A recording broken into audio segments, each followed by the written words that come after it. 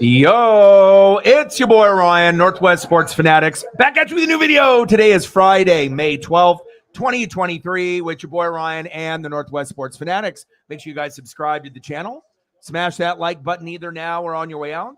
Donate to your boy if you can. Cash App, $ORION-NWSF, or the YouTube Super Chat right here. We got the Padres and the Dodgers live play-by-play and reactions here in about 20 to 25 minutes. Right now, I got Florida and Toronto on the TV. We got the Knicks and the Heat on the computer. It's a pretty wild couple days, for Friday, Saturday, and Sunday, as far as playoff action and as well as rivalries, just like the Dodgers and the Padres. So we're going to be watching pretty much three things at once. And then once this matchup ends on the hockey side, obviously we're going to end up going to Edmonton and Vegas. So I'll be watching that probably on the computer. And then also the Warriors and the Lakers that are going to be on here in just a few minutes as well. So we got a lot of jam-packed NHL playoff action, NBA playoff action, and good rivalry matchups with the Padres and the Dodgers. And the Mariners ended up winning, and Julio got back on board. So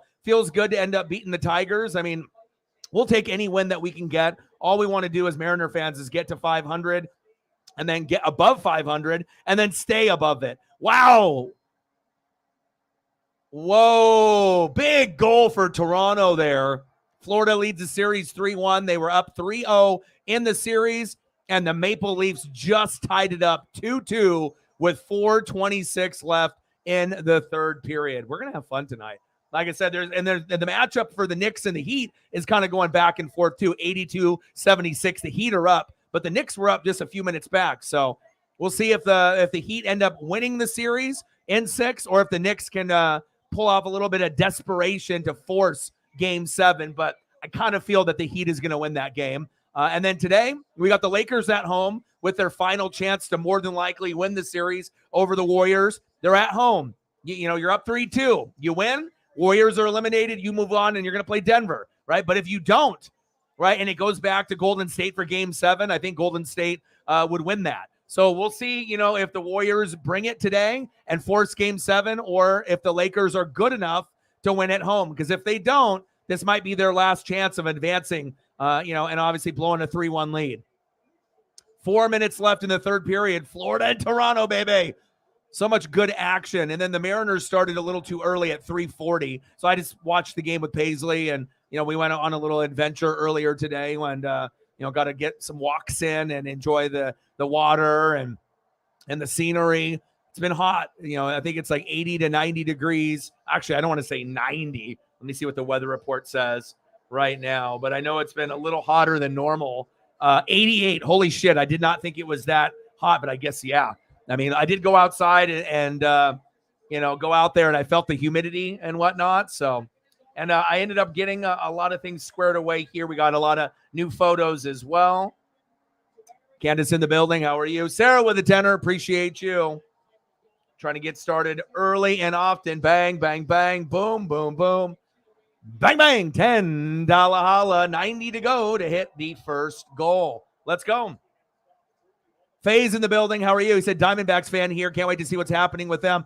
Yeah, with the I'm going to try to follow as much of the scores throughout. But since I live here in the Northwest, obviously there was going to be a split between depending on where you lived, and it was either going to be the Padres and the Dodgers if you live on the West Coast, on part of the Midwest, and then they broke it off, and then the other matchup is going to be Rangers and Athletics. So even though maybe Oakland is closer, actually, well, LA is closer than Oakland since Oakland is there, but still, it's just a good opportunity to be able to soak in as much action as I can get. And I already got the Mariner game over with. And, with the Diamondbacks, they're kind of a sleeper team. You look at their team and they don't really have a lot of big names, but at the beginning of the year, they were in first place. The Dodgers and Padres, once they get hot and healthy, they're going to probably be 1-2. But the Diamondbacks, I think, are good enough to be third, and at some point in the season, maybe creep up into second place. They're very crafty. And I feel that a lot of teams in the division take the Diamondbacks for granted, right? But they end up end up winning big games. Like, my dad's been a fan of the Dodgers since the 50s. And, we'll talk about games and whatnot. And be like, oh, the Diamondbacks and Dodgers. But there's no guarantee. You could be up 6-0 on the Diamondbacks and then end up losing after the starting pitcher goes out and lose 7-6. I mean, I've seen it a lot with my dad. So, yeah, good luck this year. And hopefully you guys end up exceeding expectations, Faze. Sarah in the building, how are you? Daniel in the building, how are you? What do you want to do with your dono there? Let me know what photos you want to have me pull up. And again, we're going to be watching multiple games. I'm going to have Lakers and Warriors right in front of me on the computer. I'm also going to have the Vegas Golden Knights. I'm going to end up having that matchup and Edmonton on the computer. And then we'll have the baseball game on the main TV. So I'll be watching 3. So all the big things that are going on, just like right now with the Knicks and the Heat, 84. What is it right now? 84-76. I think the Heat's going to win that. And then it's a 2-2 right now with Toronto tying it up with Florida with 2 minutes left in the third period. Let's go, baby. Jameson in the building. How are you? Oh, it's all good. I'll be watching as well. Some Nolan Gorman. Okay, we can do that. And then I'll go over the starting lineups with everything as we get a little bit closer. But let's go, baby. Should be a fun one tonight. And anytime the Dodgers and Padres play, it ends up being a pretty good matchup. It doesn't necessarily mean it's going to be a blowout on either end. I am excited about the matchup, and I haven't been able to do a Dodger matchup for my dad in a little bit. So it's been a few weeks. So it's nice to be able to show the range where I can do Mariners or any baseball team in the major leagues, right? I can also do NHL playoffs, NBA playoffs, wrestling, and we're not in football season right now, so we don't got to worry about that. But it's just kind of nice to be able to, mix it up a little bit where we're not just doing one thing over and over. 1:30 left in the third period.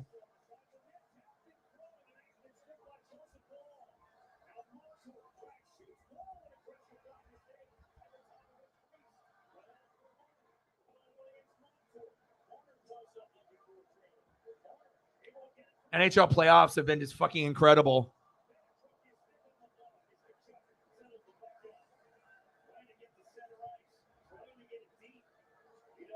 All right, trying to get a couple of good ones here for you. Ooh, I got 3 really good ones here.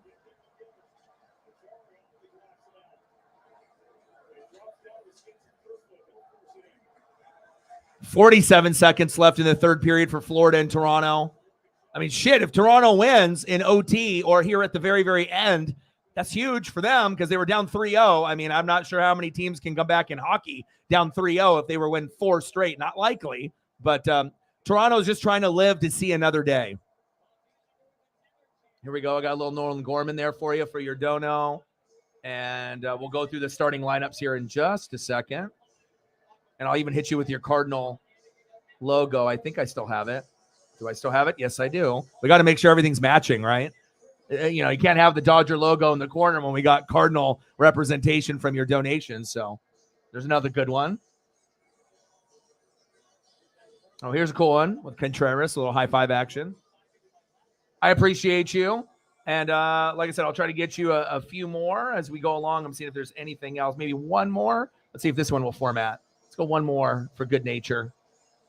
And I appreciate your support. 30 seconds left, Florida and Toronto on TNT for the NHL playoffs. We also got the Heat and the Knicks on right now, 85-80. 5 minutes to go. Heat should win unless the Knicks come back with a miracle. And then we're going to have Lakers and Warriors game 6 in LA.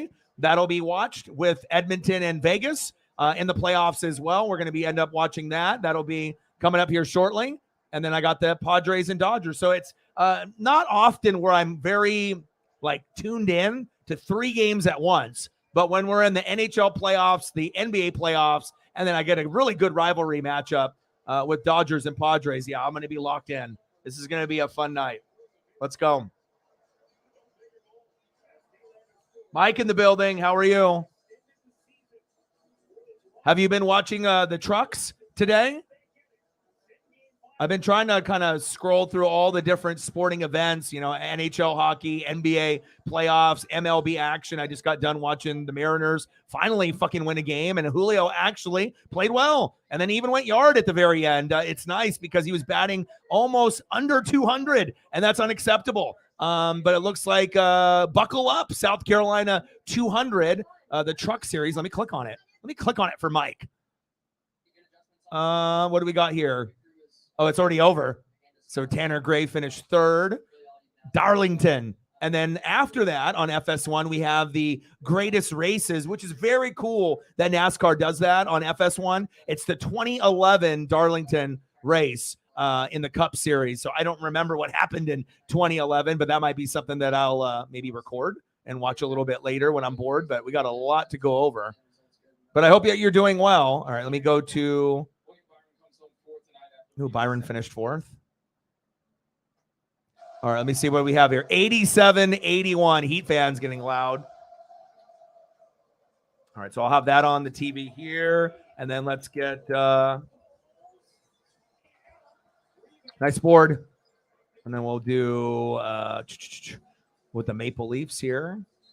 I'm switching it around here. All right, that's a commercial.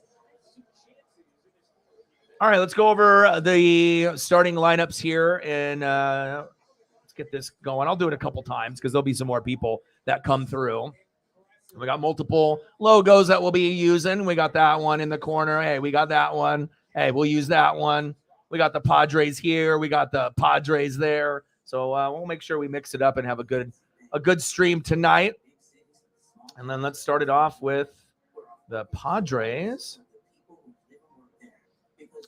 And leading off for the San Diego Padres, right fielder Fernando Tatis Jr. off the suspension. And I know Elliott is very happy. Batting second baseman Jake Cronenworth. This is a good lineup. Batting third, one of the best third basemen in the league, not named Nolan Arenado, Manny Machado. Batting cleanup and batting fourth, left fielder Juan Soto. Batting fifth, DHing tonight, Xander Bogaerts. Batting sixth in the lineup, first baseman Matt Carpenter. Batting seventh, shortstop Ha Seung Kim. Batting eighth, center fielder Trent Grisham. And batting ninth, catcher Brett Sullivan. And on the mound for the Padres with a surprising 1-5 record, 4.89 ERA. Sometimes it's 5-1, not 1-5. Struggling a little bit, Blake Snell. Okay. The lineup is pretty good. There's only a couple weak spots kind of towards the back end of the lineup, and that's just pretty normal. I would say maybe the only weak spot in the lineup might be possibly Sullivan, depending on what he does. I mean, he doesn't really play that much. He's just kind of stepping in today, but we will see. And for my dad's Dodgers, leading off, right fielder Mookie Betts. Batting second, first baseman, future Hall of Famer Freddie Freeman.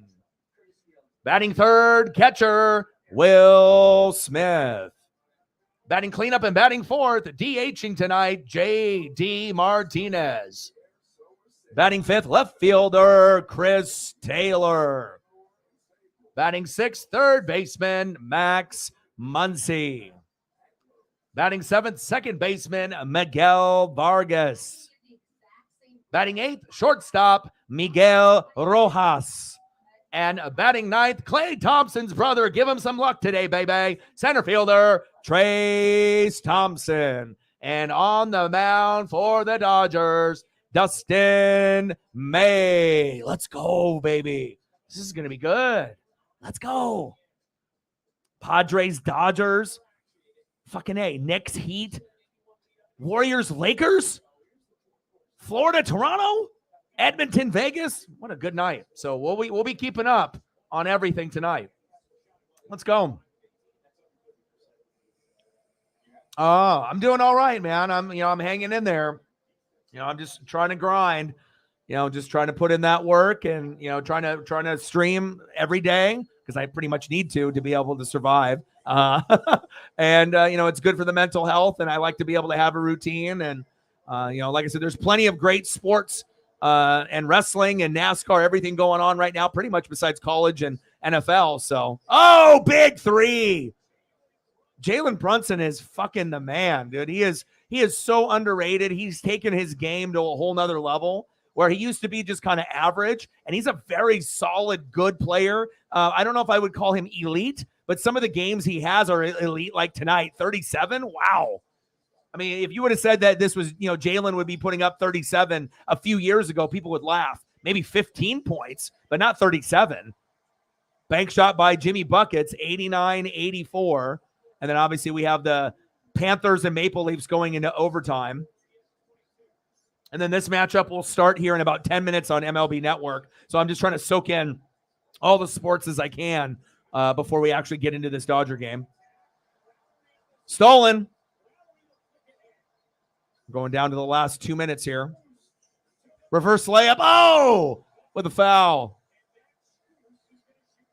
And the Laker-Warrior matchup was going to be the only other matchup that I was going to consider doing. But, I mean, if you are a fan of the channel, you obviously know that we never typically just watch one thing.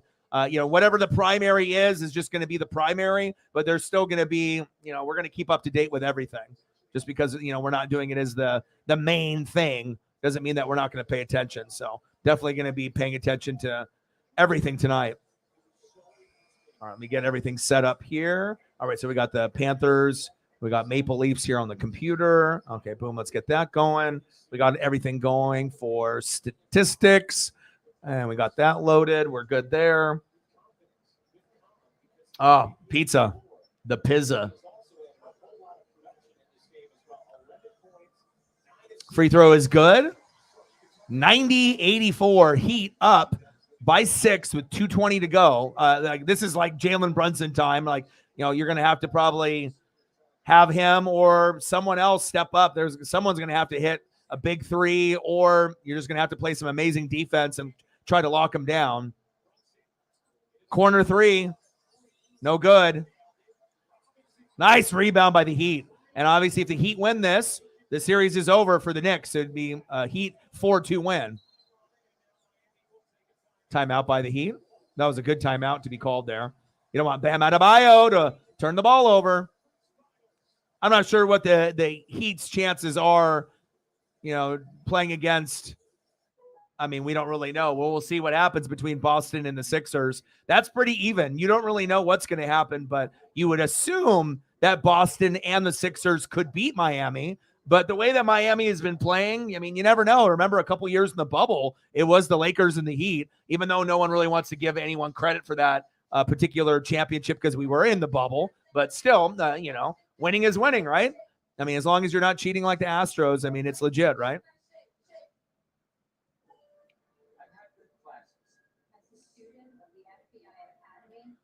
All right, so again, MLB Network, let me get this going. I'm going to have to probably get this all situated, and then I'll have to put the basketball games and the hockey game.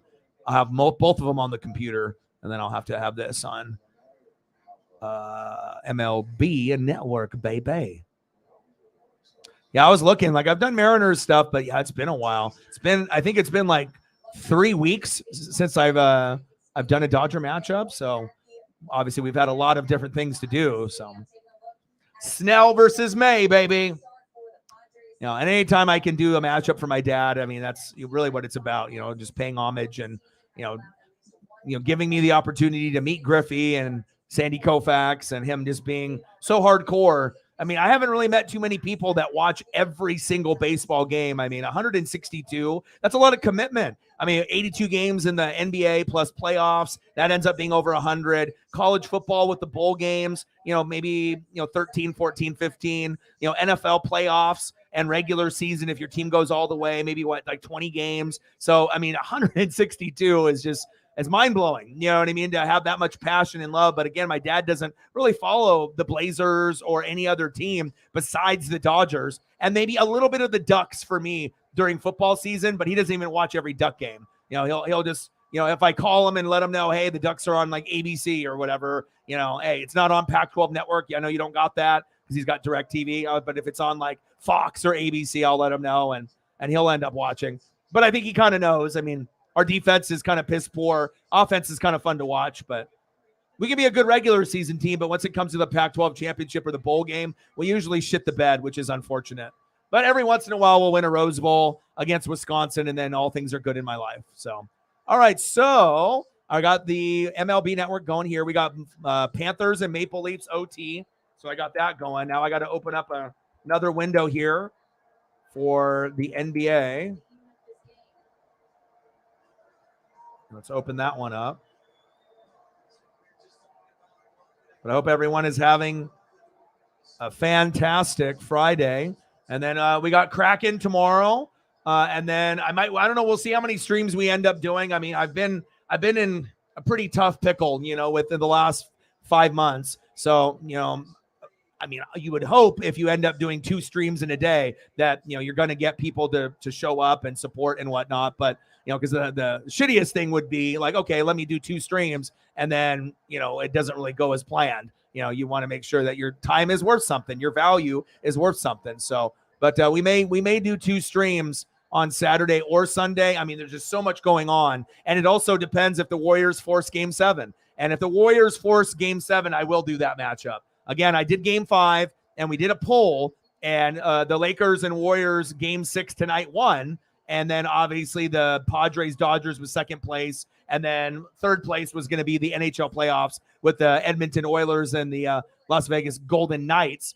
But again, with a lot of the people that voted when I did Game 5, they just voted, but they didn't show up. So that was kind of the point. If I end up doing a poll on the community page, what to stream, it's like I would assume if the people are going to be voting on I should do this, not just like voting on the popular thing. It's not like a Twitter post, like, hey, what do we think? Like it's not just like something just to like you would hope that those people would, at least show up, But we'll be watching all 3 things here at once. And I'm excited for it. Let's go, baby. 92-86 Heat. Hi, Paisley. Paisley's entered the room. He said, it ain't cheating until you're caught. Outlaw. Oh, good. Good to hear.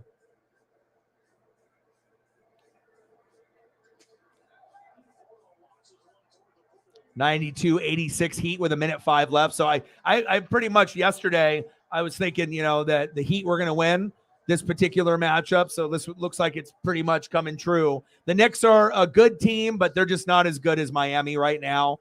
But maybe Miami is not really as good as Boston or the Sixers. But the way that the NBA playoffs and NHL playoffs have gone, I mean, there has been some kind of craziness and some upsets. So $10. Let's get to a hundo. 90 to go. Congratulations. I know you said you don't want to watch really until things get better, but it's part of being a fan. You can't be happy with everything. It's not every team is going to be good. It can be frustrating, can be last place, but you still got to be able to, keep watching. I mean, unless there's something else that you would prefer to watch, like wrestling or something that's on, I get it. But I mean, even when the Mariners were just dog shit and we were losing 100 games a year, I was still watching. But it does get a little disheartening, especially when you end up normally being a good team and then you just turn from a good team, have a couple people leave the team or retire like Pujols and Yadier Molina, and then all of a sudden you're in last place. But also, it's been, injuries and, Waino not being healthy at the beginning of the year, that kind of screwed you up, and then having, Mikolas and some of those other guys that you had fill in and they just weren't that good and they were just getting rocked. So the whole rotation was fucked early. And then the hitting was not really all there yet, like the Mariners. And, I was trying to talk to my buddy, Justin. I was like, see what happens when we actually get hits and runs early? We actually win a fucking game. But we're hitting not very well. It's pretty pathetic, actually. But at least we got going a little bit tonight. So, and we should be getting over here to the Dodger game on MLB Network in just a moment. 92-86. Heat is up with a minute left. And then the Panthers and Maple Leafs are in OT. So we'll be watching all 3 of these things at the same time, and then they'll queue us up. So let me go over the starting lineups here one more time for anyone that just hopped in. Let's get it, baby.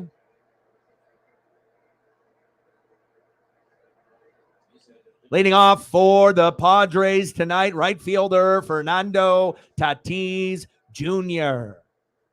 Batting second baseman Jake Cronenworth. Batting third baseman Manny Machado. Batting fourth, left fielder Juan Soto. Batting fifth, DHing tonight, Xander Bogaerts. Batting sixth, first baseman Matt Carpenter. Batting seventh, shortstop Ha Seung Kim. Batting eighth, center fielder Trent Grisham. And batting ninth, catcher Brett Sullivan. And on the mound for the Padres, Blake Snell.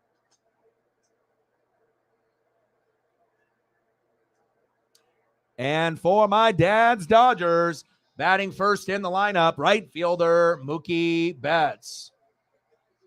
Batting second, first baseman Freddie Freeman. Batting third, catcher Will Smith. Batting cleanup, batting fourth tonight, DH J.D. Martinez. Batting fifth, left fielder Chris Taylor. Batting sixth, third baseman Mad Max Muncy. Batting seventh, second baseman Miguel Vargas. Batting eighth, shortstop Miguel Rojas. And batting ninth, center fielder Trace Thompson. And on the mound for the Dodgers, Dustin May. First pitch, high and inside, ball one. Let's go, baby. Let's get it. We're underway.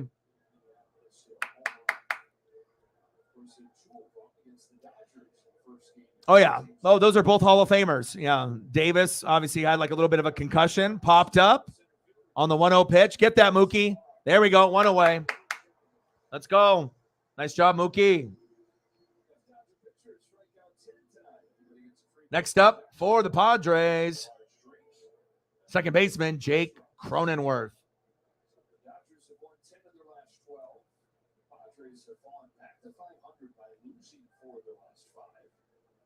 And yes, question, when is it no longer too early to start talking about a better sense of urgency, more of a sense of tenacity? Bob Melvin sensed that time had arrived. It's ball one on Jake Cronenworth. Pitches inside, 1-0 count. Tatis flied out to right field. One away. And obviously, this is on MLB Network if you want to watch along. Otherwise, we'll be watching the Lakers and the Warriors, as well as the Panthers and the Maple Leafs, on top of Edmonton and Vegas, since we have to wait for that overtime to kind of conclude. So multiple. My eyes are going everywhere. Pitch inside, 2-1 count. Let's go. Come on, May.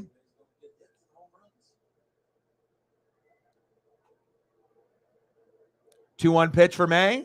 Chop foul. 2-2 count.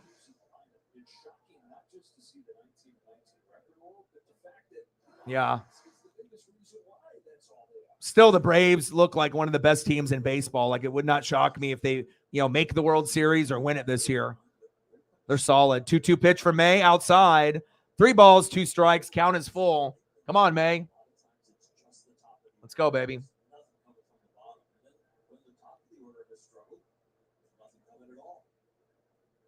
3-2 pitch. Chop towards first base. Right to, there we go. 2 away. Nice job. Next up for the Padres, third baseman Manny Machado.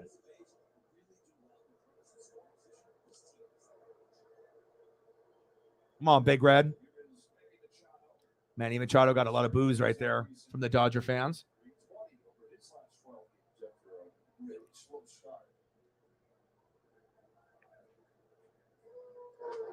Chopper towards third, foul.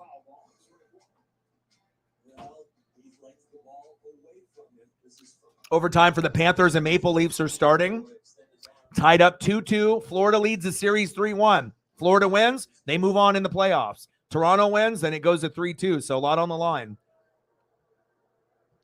0-1 pitch, outside.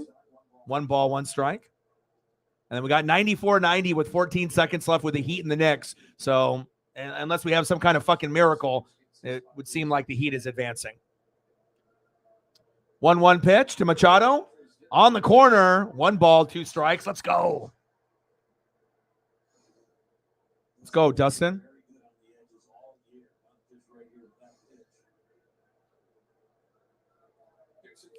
1-2 pitch. Got him. Let's go. Nice strikeout there. Got him looking. My dude.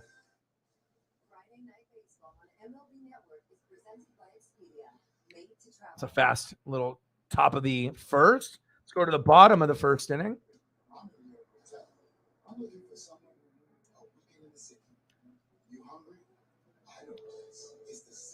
Leading off for the Dodgers in the bottom of the first inning, right fielder Mookie Betts. Batting second, first baseman Freddie Freeman. And batting third, catcher Will Smith. Let me take a quick look. I will take a look.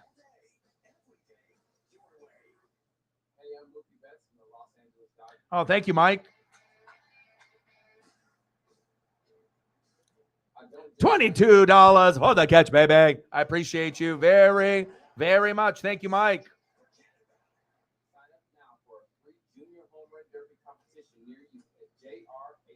Yeah, Dale Murphy, man. I mean, like I said, it's cool to have that kind of connection of an old school player like that.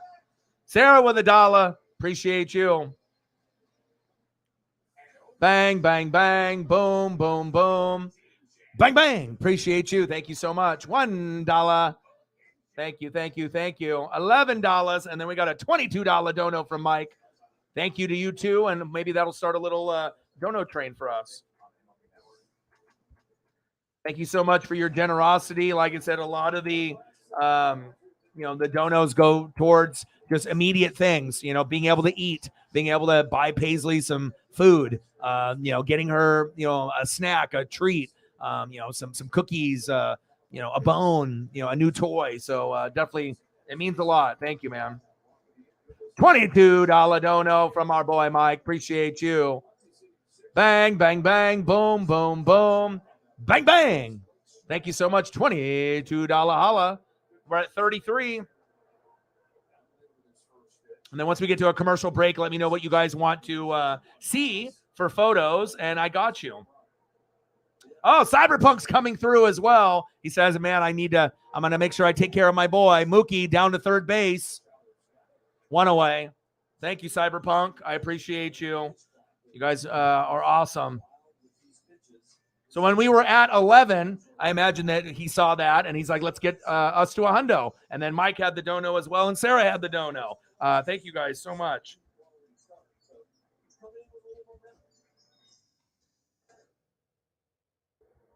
It means a lot. Things cost so much money nowadays. You just don't even realize, it's like, you're like, I just want to, go grab something to eat, and not do the Grubhub thing and just like go to the store. But now when you go to like the grocery store and you only want to pick up a couple items and you think it's going to be like $15, not that bad. And then you look at the receipt and it's like 32 and you're like, shit, so you definitely have to kind of watch things. Cyberpunk with a $89 dono, which he donated, I feel, when we were at 11 to get us to a hundo. Then Sarah with a 1, and then Mike with a 22. Thank you so much. You guys are the best. I love you. I appreciate you. I can't do this without you. Thank you so much. Bang, bang, bang, boom, boom, boom. Bang, bang, bang, bang. Thank you.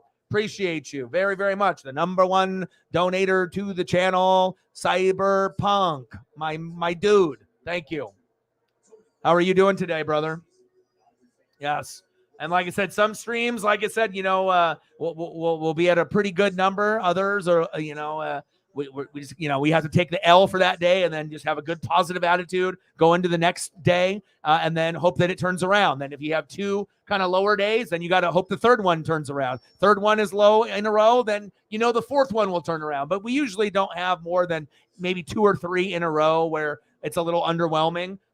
Usually we have, some amazing people that will step up to the plate to really support my dream, so that way I can continue to do this and try to be a positive influence, not only on myself, but for you guys as well. And I appreciate you guys very, very much. 122. When's the last time we got to 122 within the first 35 minutes? It's been a while. Thank you so much. You guys are the best.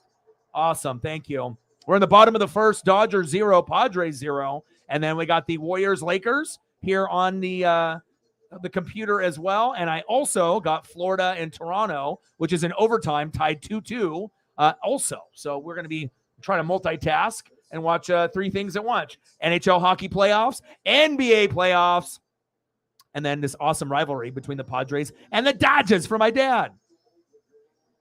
Sarah says, I'll take some Junkyard Dog. Good choice.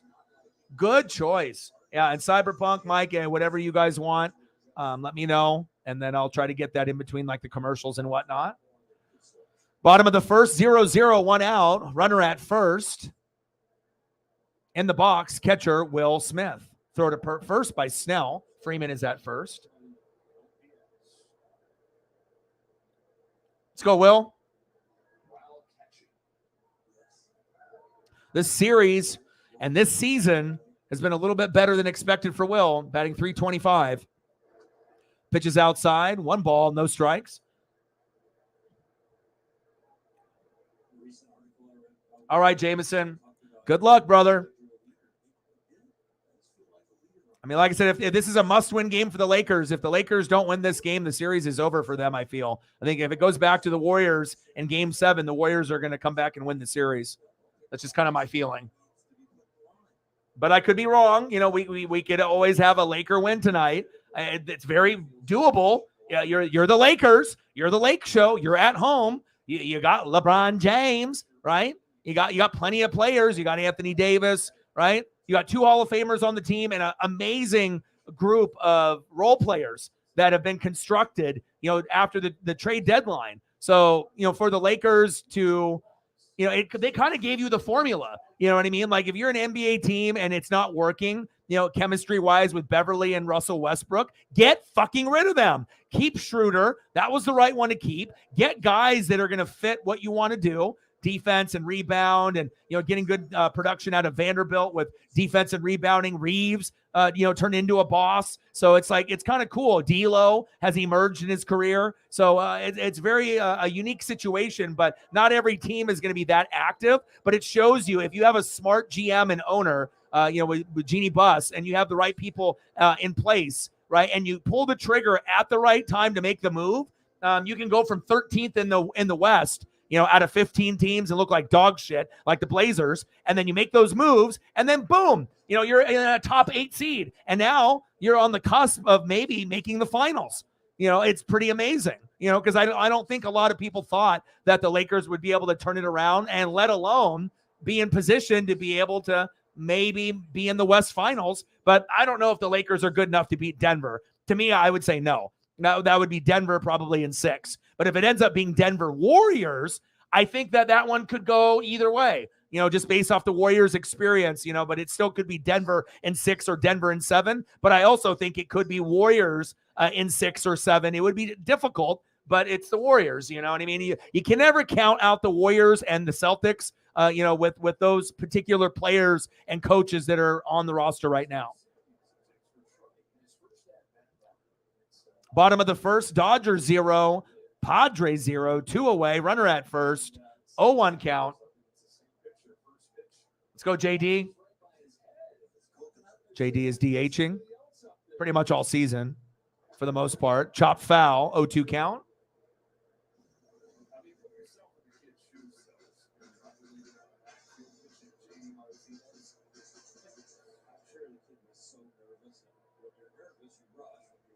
'96-92 final for the Heat. Congratulations to them. Another prediction in the books for your boy. I didn't predict the score, but you know, I felt like the Heat were going to win that. I felt like if you were going to bet money, that would have been a good money bet that they were going to win. Now, obviously, if you had to do a spread on that, then you probably would have lost. But you know, it just felt right. Like, you know, when you get those gut feelings, you know, like who's going to win. This Warriors-Laker matchup, it doesn't really give you necessarily like, you know, I know people that hate the Lakers are just thinking the Warriors will be able to pull it off and get to 7, but you know, and there's also people that don't like the Warriors either. There's, you know, a lot of haters of both of these teams, and there's a lot of bandwagon fans of both of the teams as well. So, and I know there's some people probably on the channel that wanted me to, you know, to do the Lakers and the Warrior matchup like I did in Game 5, but if the Warriors win, right, and we go Game 7, I will do that one, and I'm still watching it. So, Sometimes you got to pay homage to your Faja, you know. I got to do the Dodgers for my dad, you know. And plus, I do get a little antsy when I don't do a Dodger matchup or a Mariner matchup. Like when I have all these other sports events going on and I kind of neglect the Dodgers for my dad or Mariners for me. It's like, oh, you know, I need to, even though I know playoffs are more exciting, there's more on the line. I understand, you know, but, you know, if you're a true fan, you know, regular season games still mean something, but I get it, you know.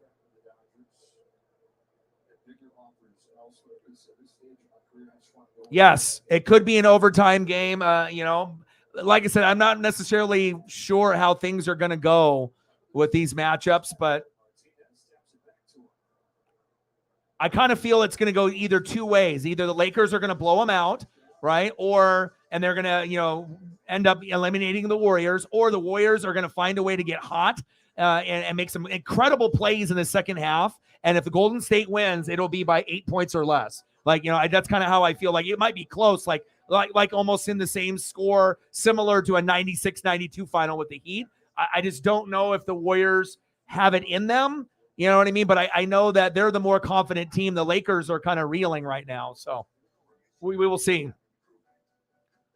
Because, I mean, this is a must-win matchup for the Lakers, and they know it. So if they can't win in this scenario, I mean, you know, when you go to Game 7, I mean, do you really think you can win in Golden State with those fans?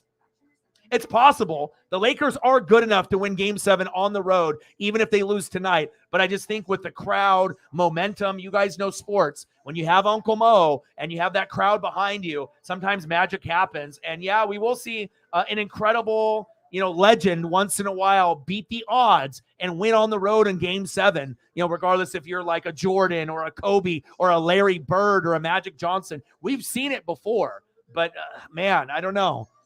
A lot on the line for sure. All right, end of the first inning, 0-0, still knotted up with the Dodgers and the Padres. Let's go to the top of the second. And let me try to get some photos for you guys too. I'm like scatterbrained trying to watch so many things at once.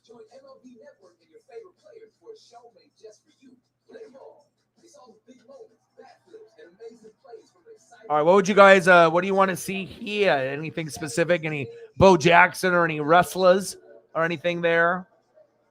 Yeah, but I'm going for the Warriors. I mean, obviously, you know, I need to have someone that can compete with Denver, and I just don't know if the Lakers would be able. I feel that Denver would win that series in 6. But with the Warriors, it makes you kind of like, I don't know. It's like with the Sixers in Boston. What's going to happen? You know, you would assume the home team is going to win at home deep in the series, but these teams are so even with the Lakers and Warriors as well as Sixers and Celtics. Maybe there is a little magic in the air. You know, like I said, history tends to repeat itself. But I guess, you know, you have to assume one time in a blue moon, that road team is going to win on Game 7, you know, or do something crazy, right? I mean, it can't just be the same thing over and over. Sometimes, you know, we have unexpected things that happen. An injury to one of the key stars, that changes the outcome. Like when Anthony Davis went out, we already knew that was going to be a loss for them, though. So, chop foul. Come on, May. Let's get some Junkyard Dog.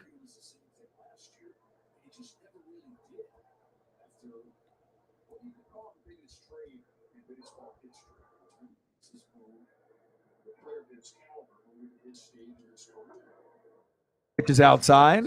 1 ball, 2 strikes in the top of the second. We got Soto in the box.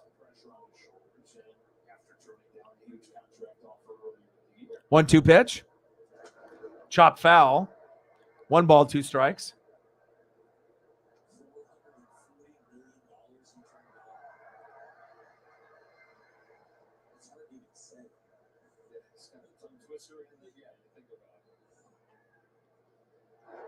Pitch is outside. 2 balls, 2 strikes. We're in the top of the second inning. Still knotted up at 0. Juan Soto batting .256, 6 homers, 19 ribbies this season.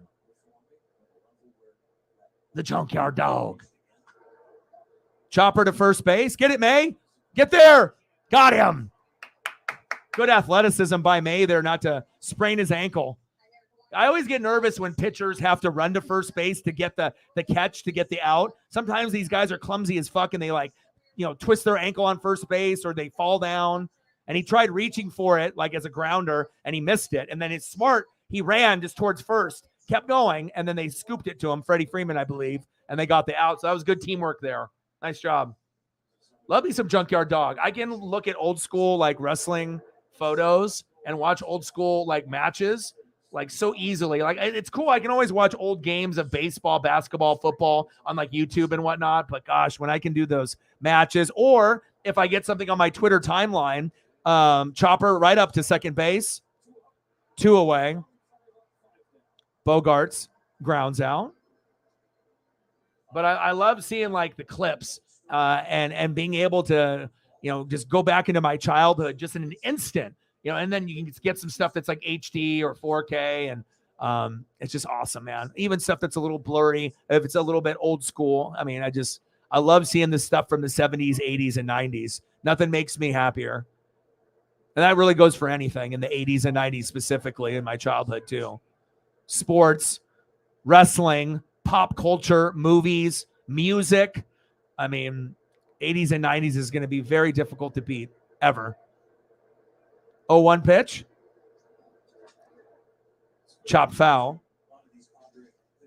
Yeah, Carpenter up here. Still knotted up in overtime. It looks like 2-2. Edmonton and Vegas are already at 1-1. Wow, they already started off on a fast note in the first period. That series is tied 2-2. May pitches high, 1 ball, 2 strikes.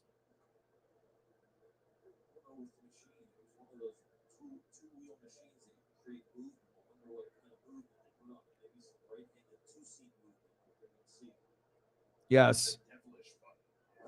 Pitches outside, 2 balls, 2 strikes.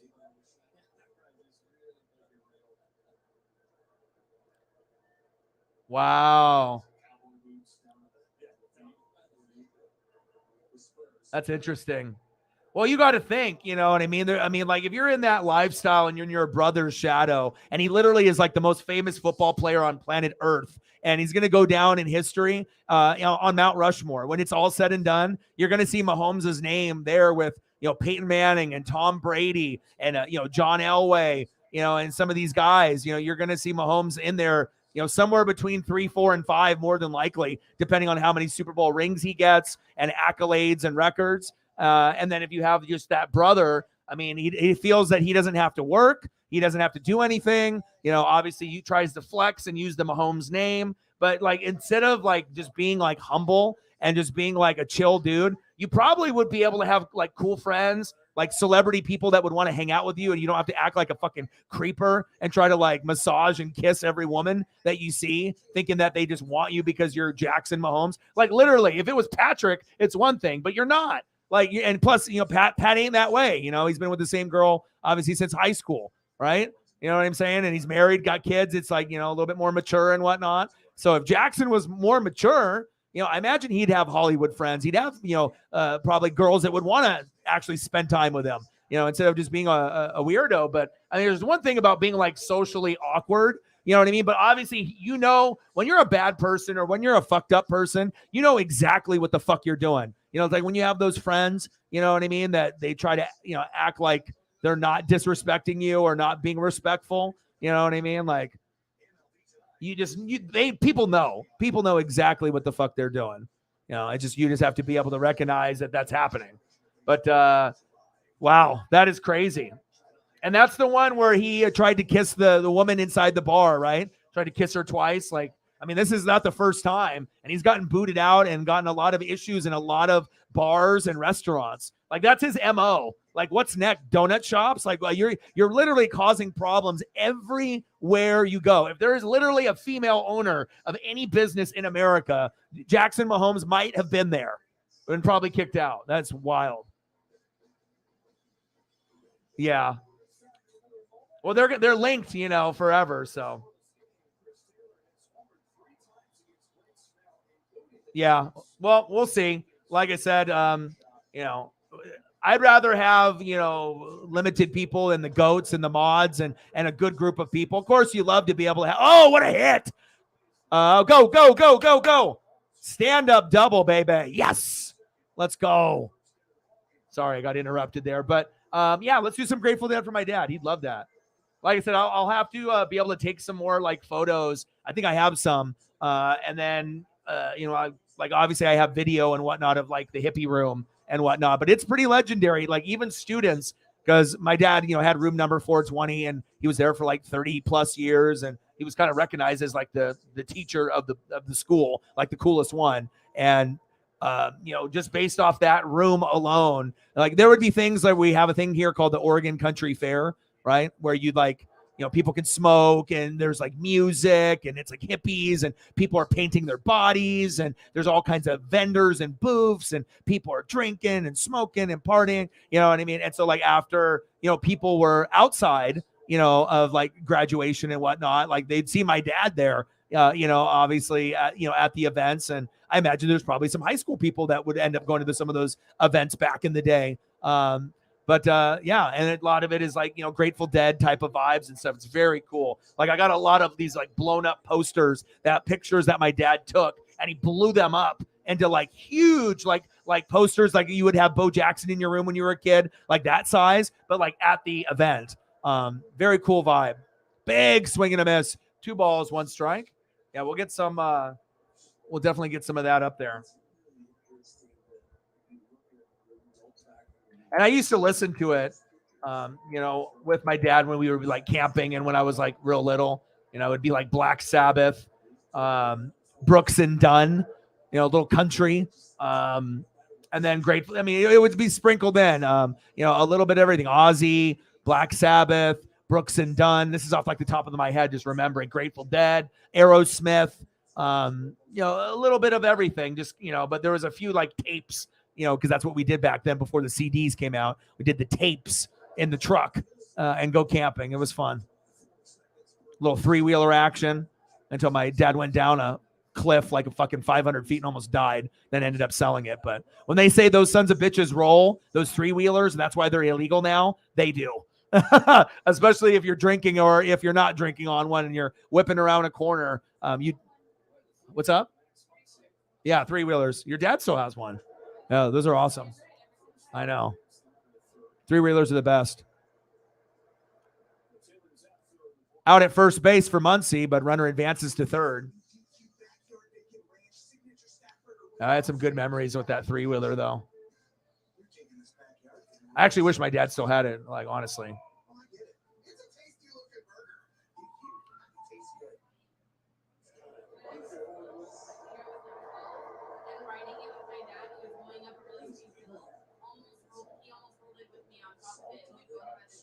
Oh, I bet.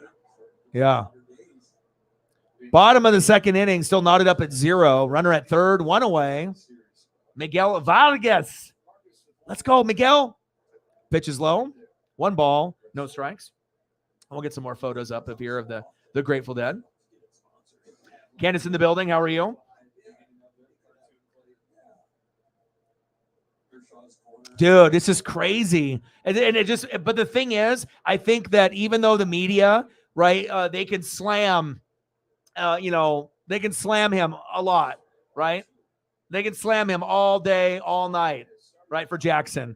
But I feel that since Pat is such a big influence, good guy, people can clown him with the Kermit the Frog voice, the ketchup, whatever. You can clown little things, to be a hater. But the bottom line is, I mean, the guy is like the face of the fucking NFL, and he's like the most exciting person to watch in football, honestly. I'm a defensive guy, but I'm not an idiot. Like, I know what it was like when I grew up watching fucking Joe Montana and Bo Jackson and Barry Sanders and Dion. I mean, this is the same type of thing.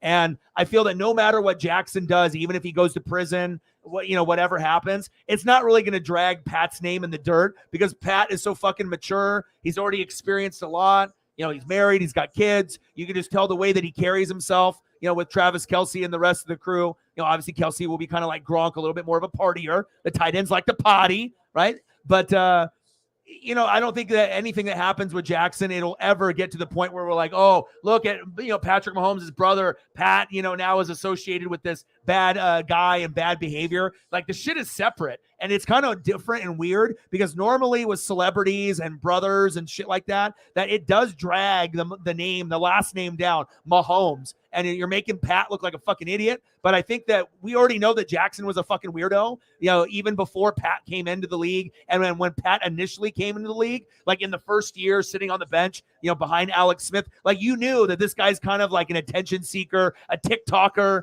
but not a good one, like an annoying one, like a Jake Paul, Logan Paul, where maybe some stuff, you might want to watch. But even with me, I can't watch any of that. But I can't necessarily put Jackson and Logan Paul and the Paul Bros in the same category because at least with them, they've done some horrible things, right? But at least they have like at least some kind of sense of being, I think. With Jackson, it's like complete criminal, like just gives no fucks and was just like, I'm Mahomes, Pat's my brother. If I do something stupid, he'll bail me out.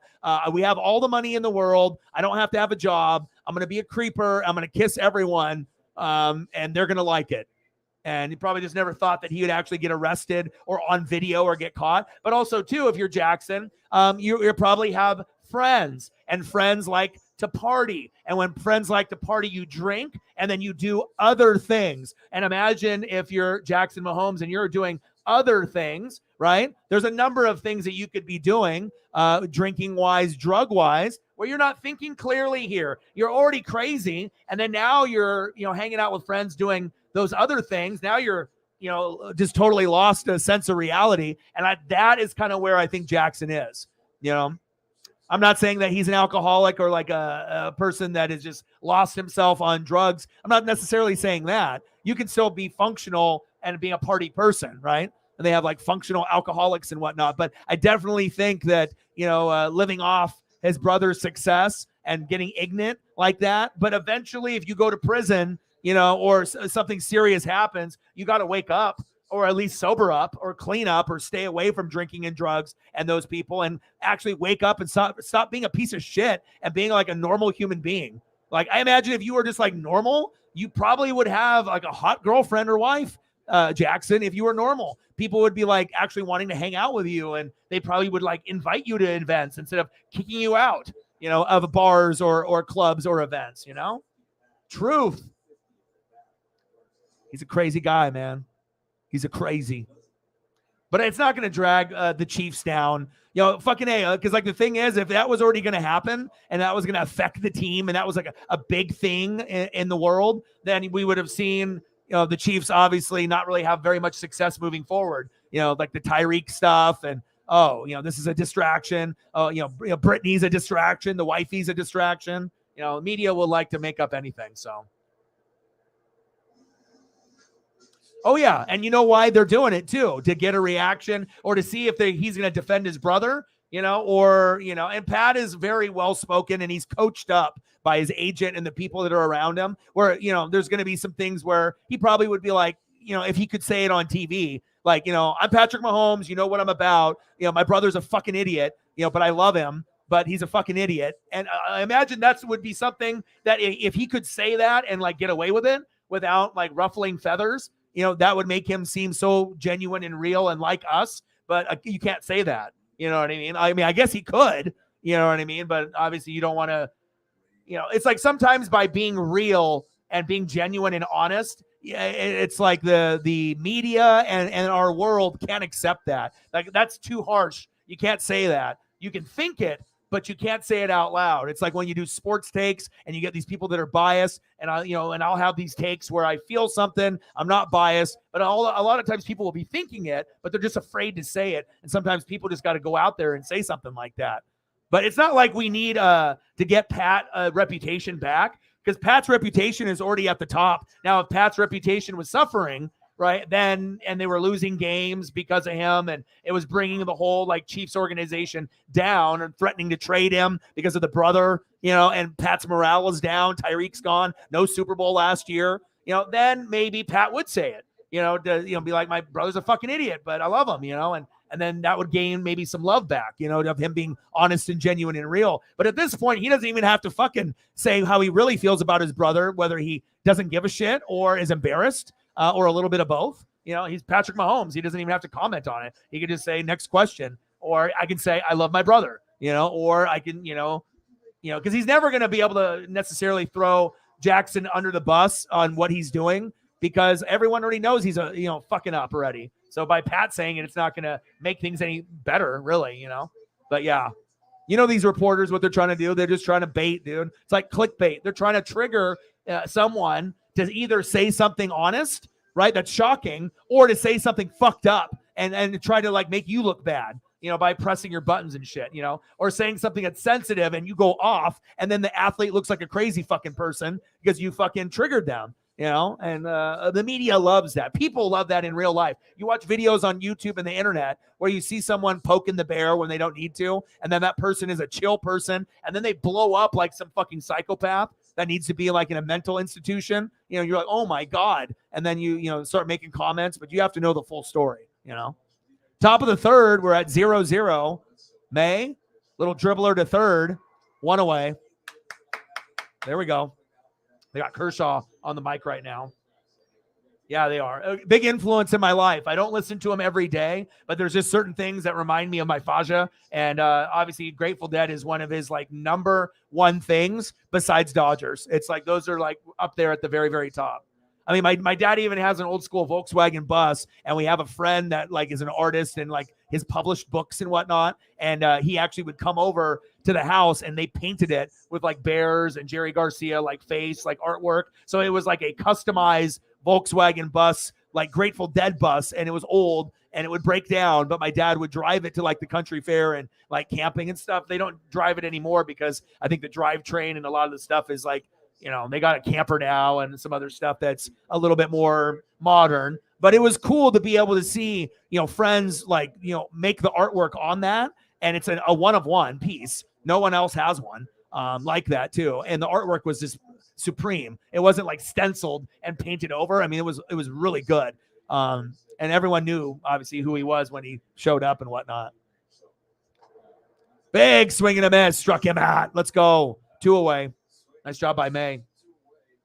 But that's why I think I have that connection with my dad of just being unique, original, different. My dad was a teacher, he was in the Air Force, in the military, and, taught for 30, 40 years, retired now. But, just having the kind of like the American pickers mindset, for collectibles, antiques, I have that certain sense of music and, my dad's personality. If you've seen a picture of my dad, he kind of looks like Santa.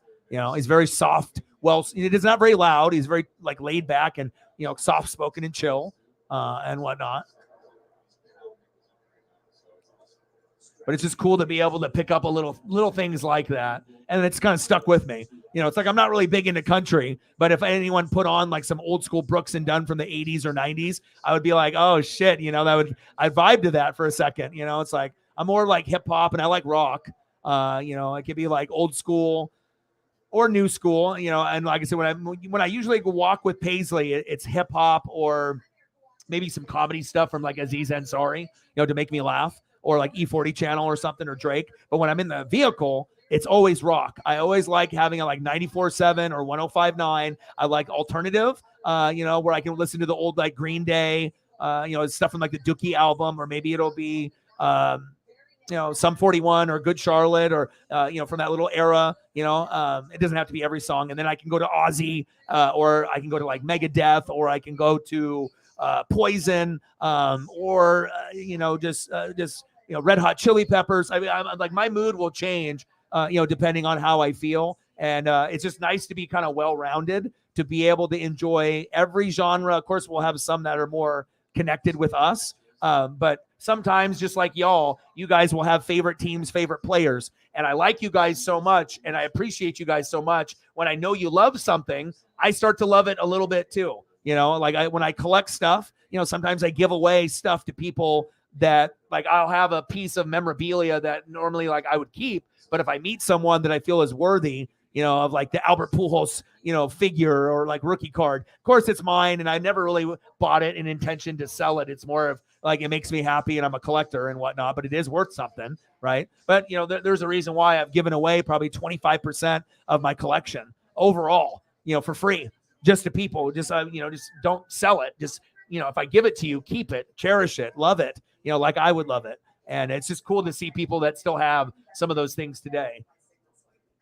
because it's not going to do me any good having some stuff in boxes and whatnot when, I can have like I gave my buddy Justin a Damian Lillard autograph rookie card from his rookie year, and then also a graded one, and then I also gave him a PSA 9 Drexler rookie, same class of that Jordan rookie, but obviously not worth as much, because I was like, this guy loves the Blazers so much at this point in his life more than me, that I want someone to be able to cherish those things, especially I'm not as much of a Blazer fan as him. I was, back in the 80s and 90s, but the love for the Blazers is still there, but it's just like he's hardcore still, and I'm not that way, but I still try to watch for him and myself. And whenever we go to games, those are fun. I love going to the games in person, but TV stuff is okay, but it's just that with Portland, we never can bring enough free agents to come along to play with our superstars. So it's like, I wish that we would have a chance to like win a championship, but in reality, we're not.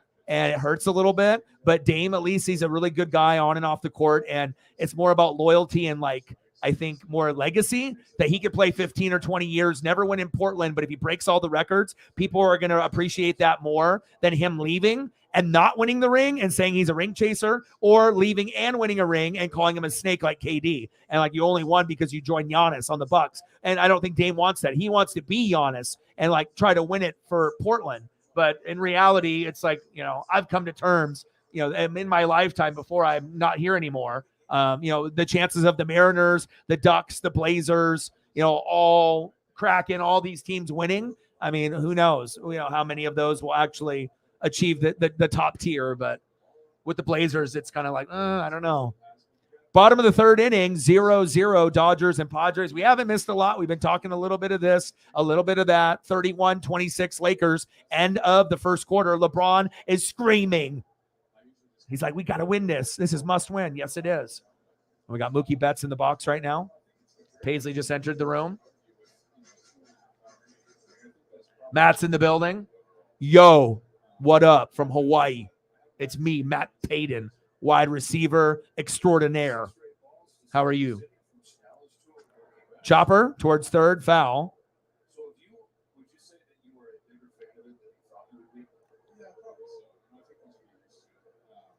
Like I said, 2.5 hour games. I mean, that's what it's all about. Now, when it gets closer to September, October, game times don't matter as much, and you're really trying to get through it. It might become a little bit of a challenge. So interesting to see how that goes.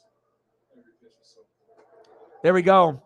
And one thing that I will say, and I always keep it 100. I always keep it real. Like, even if it's like, some stuff that you may not want me to say, and I'm never going to say anything like hurtful on purpose, to just piss someone off about their team. But sometimes people love their teams and players so much. Any honest criticism or not honest criticism is taken the same way. Defensive, kind of like, no, I don't believe you. You know what I mean? And people know I'm not going to be 100% right about everything, but I usually have a pretty good gauge. So I'm not really sure if Richardson is going to pan out. But one thing that I do love about him, right, is he's a class act. He actually had parents and people in his life that made him the right way. The opposite of Jackson Mahomes is what Richardson is. And the little subtle things like cleaning up for the rest of the rookies, when they end up having a little bit of an event, when you're there with the fucking janitor and they say that you can go home, whether it's an interview, whether it's at another facility, you don't typically see the guy that got picked as a franchise QB, at least for a year or two. If it doesn't work out, the Colts will get a free agent or they'll draft another guy. But at least for a year or two, they're going to give him a shot to see if he can do it, right? But that type of attitude and act, that goes a long ways. But also, right, that doesn't make him be a better football player, though, based off that. It makes him a good man, right? But we really still got to worry about that completion percentage and who he's going to be throwing to. So I hope that we can figure that out, and he ends up having success. And maybe what that means is the completion percentage will be shit at times, and maybe he'll run. And so that way it'll mask a little bit of the weakness that he has. I mean, people will get exposed, but if he can run for some first downs and mask maybe some of those throws that he can't make in his, rookie season, and then get better in the sophomore. But I do have concerns about him. Levis is much lower than him. So at least you're up there with Stroud and Bryce Young, but next year, obviously with Caleb and all the studs with Drake May. I mean, a little bit better in that class. Uh-oh, here we go. Let's go. All the way to the wall. Go, go, go. Here we go. Dodgers are about to score. 1-0 Dodgers. 2-0 Dodgers. Slide. Yes. Let's go. Stand up double by Freddie Freeman. 2-0 Dodgers. Let's go. Let's go. My fucking guy. Imagine if the Braves, fans, they have Olsen, and it's been a good move. But I'll tell you what, without a guy like Freddie, they would be in big trouble. And they're blessed to have someone as good as Mookie as well. But my goodness, unbelievable. So clutch. Let's go, baby.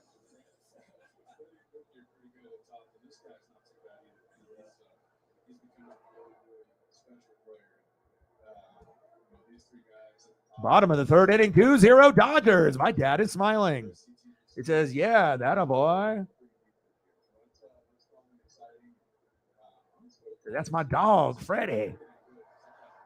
Popped up and dropped. Yes. Can we get another run scored? Let's go, Will. Freeman at third. Runners at the corners with no outs. 2-0 Dodgers. Okay. And is this fucking Panthers Maple Leafs shit still going on? Are they still going? Oh, Florida won. Boom, 3-2. Toronto, bye-bye. Never talk shit saying that you want Florida. They punched you in the mouth in the first 2 games at your building. Bye-bye, Toronto. Hello, Florida. The Cinderella shoe fits, at least for them. I hope it does for Seattle in 7 games, but that would be tough. That's like me praying that we get Warriors in 7 and Kraken in 7. That might be asking a little too much from the sports gods. 34-29, Lakers. Okay. So what's that? I got to go to the other one now. The Oilers and I have to focus on all the action here. All right. I'm just sucked into the action now. I mean, when you're a fanatic, we're not average here, right? We actually watch a lot of things. And I know I'm not the only one. I know some people, can only focus on like one game at a time. But I think if you're like a really hardcore fan and you grew up that way with that influence with wrestling in your life, WWF or WCW, or even earlier than that, NWA or any of the other federations, ECW and further on, or with sports. I mean, especially when there's so many good things that are on at once. It's kind of like, why would you just want to watch one when you have an option to watch like 2 or 3? You got to bounce your eyes around a lot, but at least it's nice to have it like in the background where you can kind of take a peek when the other one's on a commercial. I love it. I mean, I could live my whole life like that. 3 things at once. Yes, please.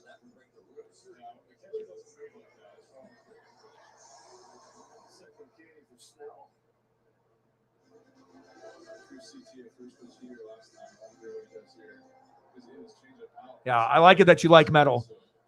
And another reason I like metal is because, growing up as a little, kid and smashing wrestling figures in a wrestling ring, a lot of the intros for wrestlers were like metal, or like rock and stuff. So it's like, even though I was more like hip hop growing up, it gave me a love and appreciation for a different genre of music because my love for wrestling was so fucking high that I just accepted anything. Like, I was like, okay, it's rock. I love it. I was like, I don't, you know what I mean? As long as it fit the wrestler. Of course, not everyone's intro would be cool with like fireworks, or if they had face paint, or, they had shoulder pads with the fucking spikes coming out like Road Warriors, Legion of Doom. But yeah, it's always good to be able to be open about the different genres. Bottom of the third inning, 2-0 Dodgers. Runners at the corners, 1 away. 1-1 pitch for Snell outside. 2 balls, 1 strike. Now I got the Oilers and Knights on. And I got the Lakers, Warriors. Obviously, the emotion for the Lakers is going to be very high in the first half, and then the Warriors are going to have to fight that and find a run, in the third quarter and the fourth quarter. And they will. They're going to get their runs, but I don't know if the runs are going to be good enough.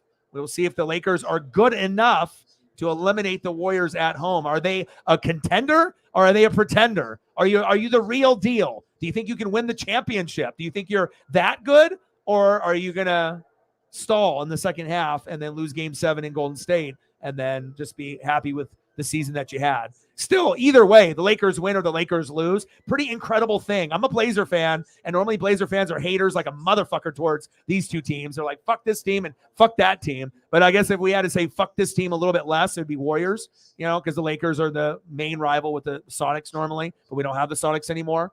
But it was very impressive to watch that go down and to see the success that they had. I mean, it was just a nice blend of coaching and the right type of players in, and then the cancer players, the bullshit out, garbage out, good shit in. And it just was a really cool thing to see. Like, I hate to admit that as a Blazer fan, but I mean, I think I'm not the only one that saw it, noticed it. You don't have to be a Laker fan. You can still, dislike LeBron or not root for them. But what they did this season, sitting in 13th place when there's 15 teams in the West, and to get to this position, pretty impressed. They're taking the Warriors to the limits too. Okay. He said sledge metal. What's the difference between metal and sledge metal? Southern swamp. He said southern swamp metal.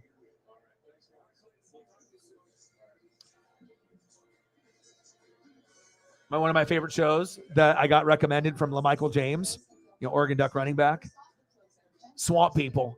Watched it from the very beginning, and I fell in love with it. And it's not just, the Gator part, but it's the way that they talk to each other, the way that they help each other. The Southern hospitality, like that's why when I watch those shows like Wicked Tuna and they're doing the tuna fishing thing, a lot of people are like, "Oh, Ryan, you're weird. Like, why do you watch like the tuna fishing shows and the fucking gator shows where they're killing the gators? Like, you watch it not for the act of them getting the gators killed and the fishes caught necessarily. It's about the stories of the people and their passion and who's on the boat. Is it their son? Is it their best friend? Is it the sister? Like, there's a boat out there where it's a dude and his sister, and some of the girls out there are better than the dudes. It's unbelievable. Like, sometimes there's a girl that's like 110 pounds, and she's like reeling in like a 500-pound tuna. Like, some of the dudes can't even do that. Obviously it's like technique, having the right, line, the right lure, the right rod, someone that can drive the boat correctly,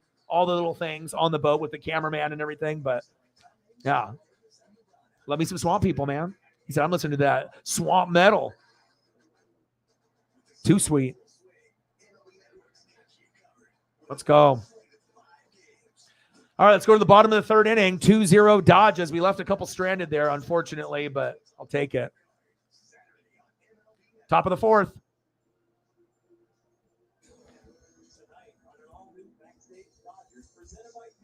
My dad tapping. That would have been better, though. You don't want to leave guys. I mean, that's my biggest thing, too. Like, I hate when people hit into double plays. That shit is, like, so depressing, especially, like, when you have bases loaded or if you have guys at first and second, and it's, like, a big part of the game where you really need that clutch hit, and then you get, like, a superstar or even one of your average guys to consistently hit into a double play or just to leave guys stranded. It's like you have a chance to win, and all you need is one more hit. Like, you got 3 hits, you just need 4, that fourth one, and then the luck runs out, and then the pitcher gets hot, or you get an idiot at bat. All right, we got Tatis up to bat. I'll get you your little Padre logo.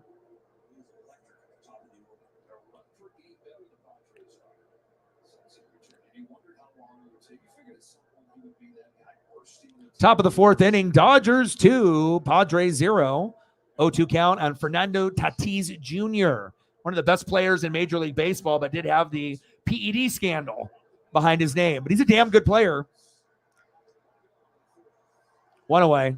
I think Machado overall is better than him, but I think Tatis is probably more valuable than Soto. Like, if I was putting the guys in order based on value, in my opinion, like who I would want, I think like Machado is the most valuable on the team, the most talented, third baseman in the league besides Nolan Arenado. That is impressive. You're a defensive wizard and you can hit, right? And then I do like his style and the way that he plays. I think Soto for me is like, it's like kind of all glitz and glam. It's like home run or strikeout, and it's not as consistent, Oh, we got Paisley right here in front of the green screen.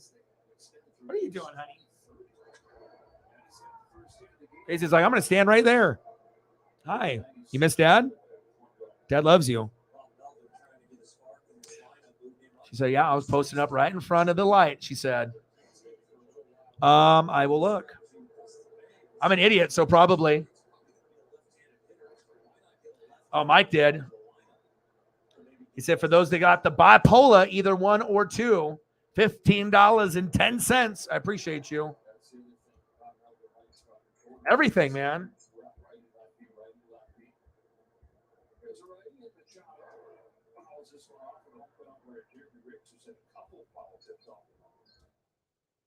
There's a guy sensitive about that. It's Will Smith. He'll get him as much time as he wants. You don't have to start the pitch clock.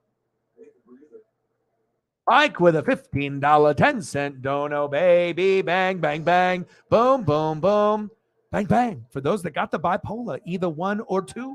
I mean, everything is, not everyone is perfect. A lot of us, there's a reason why people, get depressed and people, lean towards comfort on things that make them feel good, whether, it's smoking or drinking or, or partying with friends and whatnot, Just got to be able to do things in moderation, and you also got to be able to, have a good routine in your life.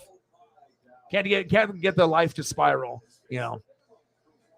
Got to get outside, spend time with pets, eat better, get some sun. Definitely helps. Yes. Appreciate that.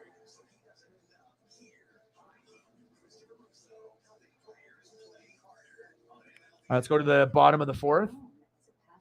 Dodgers still up 2-0.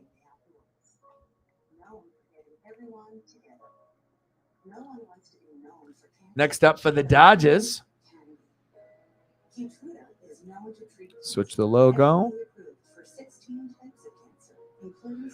Leading off 0 for 1. Third baseman, Mad Max Muncy.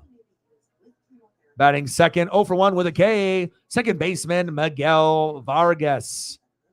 And batting third, 0 for 1, shortstop, Miguel Rojas. That's a cool photo.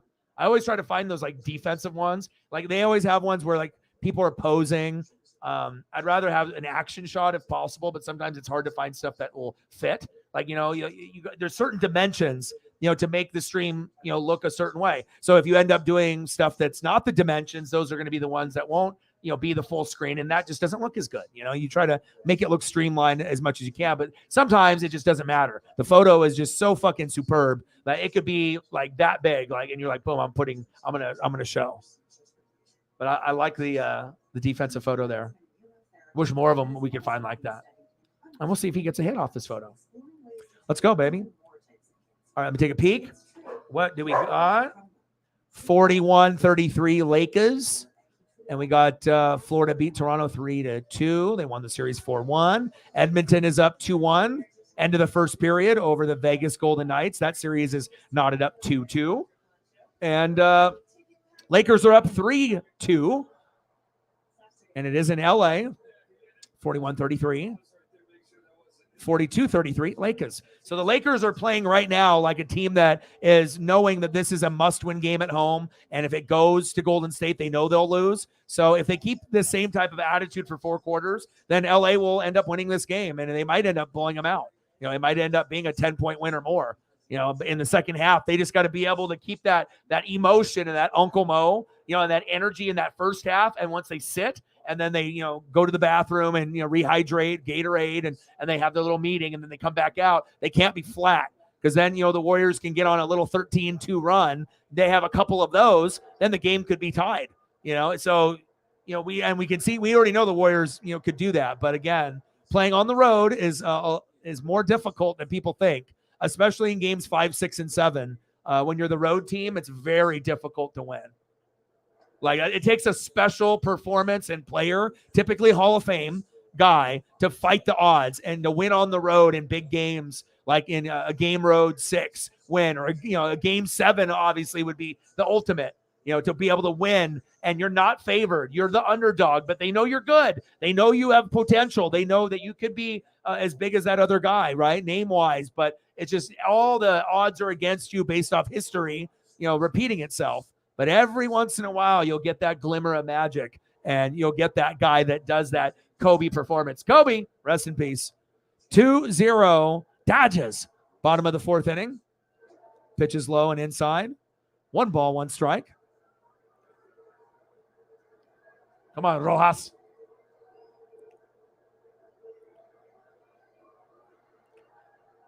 One pitch from Snell. Swing and a miss. 1 ball, 2 strikes. Come on, Rojas.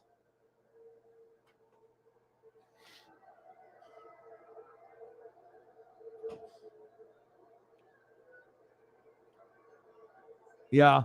They do a snake one there in there as well. 2-2. Almost 25% of the games have been played, and Major League Baseball put out the data. He said, we got a fun fact from Peyton from Hawaii. He said, RPO concepts are longer developing plays. Wide receivers need to take a longer developing release. And we probably will see the Colts. You would think that maybe they will run that, maybe not. Oh, wild pitch to first. There we go. Yeah, baby. So you just got to be able to talk to the sports gods, right? This is normally an automatic out, right? You show the photo. I say, I like the photo. Give the luck to the player for the photo. And then it gets thrown to first base. And it should be an out by a mile. And it ends up being a wild throw. Safe. Boom. Shakalaka.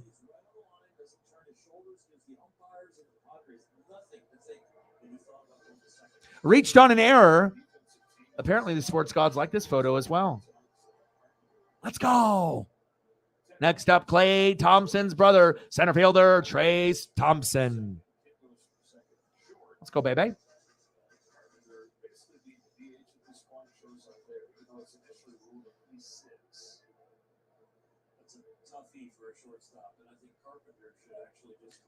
Yeah, the bipolar thing that you were talking about, Mike. Yeah, I've been, I don't have that, but I've been around people. I've dated a girl back in the day too. And like I said, it's crazy too, because when you have that, it's like the emotions go from like really, really good to like really, really like bad. And there's no like real in between. It's like, either things will be chill or maybe it'll be like a fight or like just the attitude is like, it's crazy. I mean, obviously, depending on which one that you have, then it might be more intense and whatnot. Pitches outside, 2 balls, no strikes. Come on, baby. Bottom of the fourth inning. Dodgers 2, Padres 0. 2-0 pitch. Tonight, Thompson has a walk and a run. Come on, Trace. Pitches outside, 3 balls, no strikes. Oh, baby. I like this. Me likey. 3-0 count. Yes, please. Let's go. 3-0 count. Yeet. Popped up foul. 3 balls, 1 strike.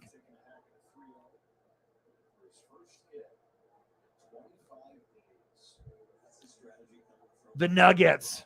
What are we talking? Denver Nuggets or are we talking Wendy's Nuggets? Because they're way better than McDonald's.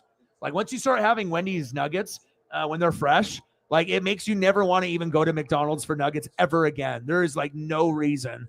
Like the breading, the sauces.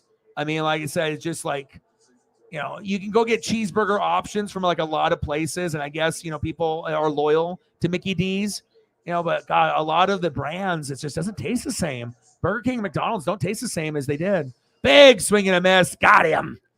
Damn it. Left one stranded, but we're still up 2-0 into the fourth inning. Oh, baby. My dad's happy. He said, yeah. 2-0. But 2-0 don't mean shit. We got to see what happens after the starting pitchers go out, and then it's a whole new ball game. Everyone knows that. No guarantees. Top of the fifth, 2-0 LA.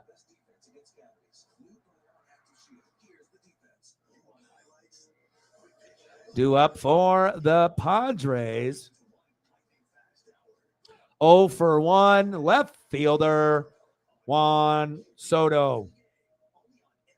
Batting second, 0 for 1, DHing tonight, Xander Bogaerts. I can't believe they got him. But, of course, they were trying to get anybody, and all the deals were falling through. I mean, they would have given money to Turner. They were trying to get Judge. They're going to try to get Ohtani, and they're going to make that number go up even higher, and Ohtani will probably end up on, the Dodgers, right? But the Padres are going to make the market go through the roof.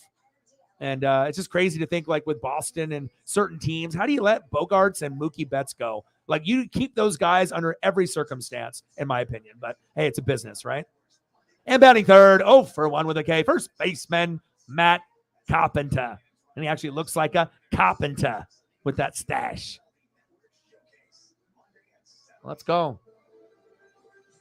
If anyone wants photos, let me know. Based off the people that donated. If you want something. Yeah, Lakers look strong. I'm watching it as well. And like I said, you can tell a lot by body language, right? And you can tell a lot just based on, shoulder shrugs and just the flow of the game. And, obviously when you're at home, you should win. You should be winning every game at home, no matter who you are. It's your place. You're defending your court, your turf, right? And then obviously it takes a special performance for that road team to do it. But the Lakers in this right now, they're playing if they lose, they know the season's over. They're not winning in Golden State. They know that. And if you have that kind of urgency, then we might end up getting a blowout by the Lakers. Even though I know a lot of us, probably including myself, being honest, I would rather have the Warriors play the Nuggets than the Lakers. I'm just, I get it. LeBron and Anthony Davis. I'm a Blazer fan, but even if I wasn't a Blazer fan, I don't know. I just think the Warriors will give the Nuggets a better shot to say who's going to win. I don't fucking know. Even though the Nuggets will probably win in 6, but if it's against the Warriors, could be 6 or 7 games, and it could be either one. If it's the Lakers, I feel it's Denver in 6. I just don't think the Lakers are deep enough, even though they are very, very deep, and they made those moves at the deadline. I just feel, I don't know, just my gut feeling. I don't know if the Lakers are good enough to win it all this year. I don't think that's me being a hater saying something like that. I think it's just truth. And normally the East is better anyways, but we have no Bucks, no Giannis, so it's got to be Embiid and Harden or Tatum and Brown. Magic Johnson. Watching Magic, Bird, and Jordan and the fucking Dream Team 92, no one will ever be able to compete with that team ever. Anyone that thinks that there's better players now than back then obviously did not watch basketball and did not grow up. When they were playing in the Olympics, they were winning by 80 points. And these guys are it's imagine Luka's on the other side. There's talent, and they're still beating people by 50, 60, 80. Some countries are not going to stand a chance, but there's some that have NBA players on it. But it just so happens that we had, out of a 12 or 13 man roster, 12 or 13, except for Christian Laettner, 12 out of the top 50 that ever have played the game all on one team, So it's when people are oh, Giannis and Luka, and what about these guys? Embiid. Well, if Embiid was going against David Robinson, Patrick Ewing, or Hakeem Olajuwon, Hakeem or Shaq, it would be game over. As great as Embiid is, he falls below all those guys in my opinion. I feel talent-wise, all of those are considerably better. I don't think Embiid is a slouch or he's not good. The guy can score 50, 60 points. The guy can win MVP. But I just think that the era of the centers, that we grew up watching, if you grew up in my age group, better. David Robinson, Patrick Ewing, Olajuwon, the best one, and then Shaq. In the prime, you are not fucking with that. I don't give a shit who you are. You could have 3 Embiids, and Shaq would still be fucking dominating. I've never seen more dominant player. And it wasn't just him backing down and using his weight. That's strength. But one guy, he struggled with Olajuwon, struggled with Yao.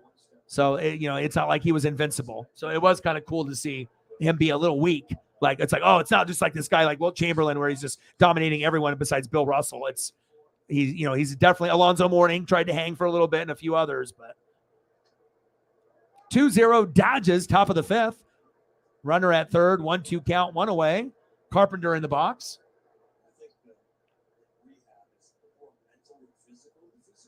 And Dustin May still on the mound.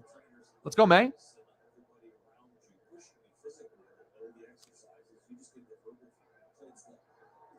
When I look at this, it reminds me of FTR. I don't know why. Just the look and the mustache. Guy looks like a carpenter too. Popped up. 2 away. He tags up. Stop. Yes. Nice throw. Yeah, baby. Soto was like, maybe I should go home. Maybe you shouldn't. Yes. What a throw by Chris Taylor. Wow. Normally when you go a deep fly ball, right, in the outfield and the guy's at third base, you normally score like, 9 times out of 10? What a throw. He throws it, and then Soto just goes halfway and turns around. Soto's like, I'm not that fast. Next up, Ha-Seong Kim.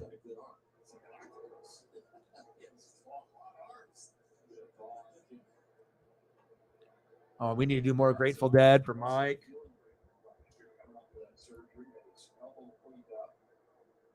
That's actually one of the reasons he played the outfield last year, not the infield. Just the different angles and the infield are still good at a hard time. And I've never seen people on the passing side be better than Bird and Magic. Even to this day, I've watched so many games, you have no idea, based off childhood and just, there's a lot of great players, that we've watched. And you've seen like the Steve Nashes and the Jason Kidds and the White Chocolate Jason Williams, and you're like, ooh, these guys are fancy. Or, you'll get certain people like a Kyrie that will maybe surprise some people, but it was nothing. Style and flair and basketball IQ. There is nothing. I mean, Pistol Pete obviously could do it, and that's like old school, but you have to be like old to know that shit. But the Magic and Bird, though, I got a nice Magic here.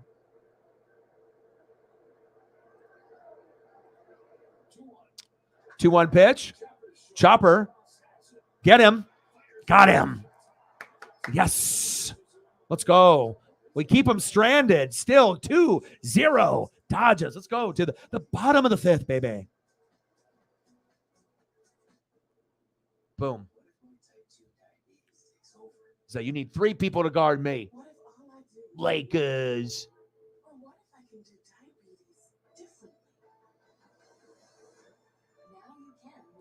Yeah. I talked to him earlier today. I sent him the thumbnail. Said, I'm doing the game, bro. Like I said, I easily could have done, the Lakers and the Warriors. Right now it's 53. Well, that's that. I think that's to be updated. What is this now? It's 53-46. I got to refresh the page. That might not be right. 53-44. Minute 41. Magic. Vision changes or diabetic retinopathy. Serious side effects may include pancreatitis and gallbladder problems. Taking Manjaro with sulfonylurea or insulin raises low blood sugar risk. Tell your doctor if you're nursing, pregnant, or plan to be. Side effects include nausea, vomiting, and diarrhea, which can cause dehydration and may worsen kidney. All right, let's go to the Dodgers lineup. The Dodgers. Ask your doctor about once weekly Manjaro.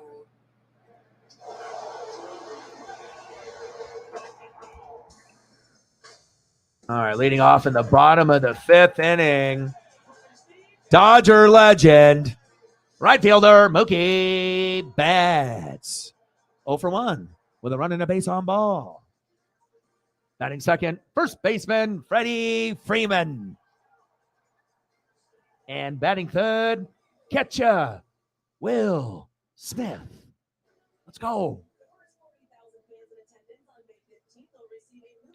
Dodgers.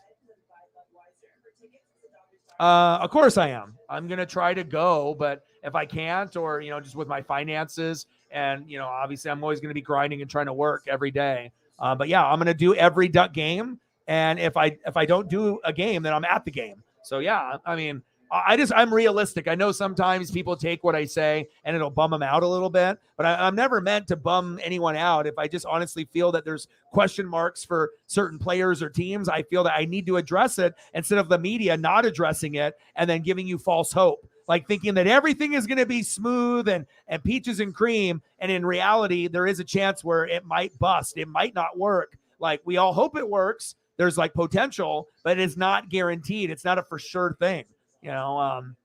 And I got to be able to keep it real with certain situations like that, like with obviously with Richardson for Sarah, and obviously even my own Ducks. Like, I am very nervous about the defense. They might be dog shit. Like, and all the Pac-12 teams got better.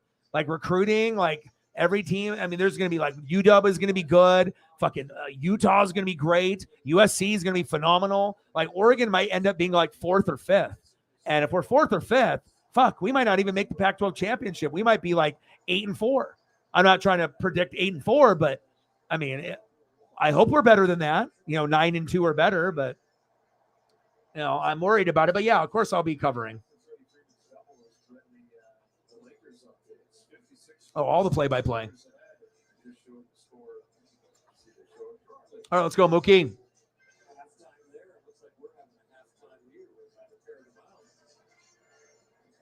All right, what do we got going on here? Halftime, 56-46. Lakers up by 10.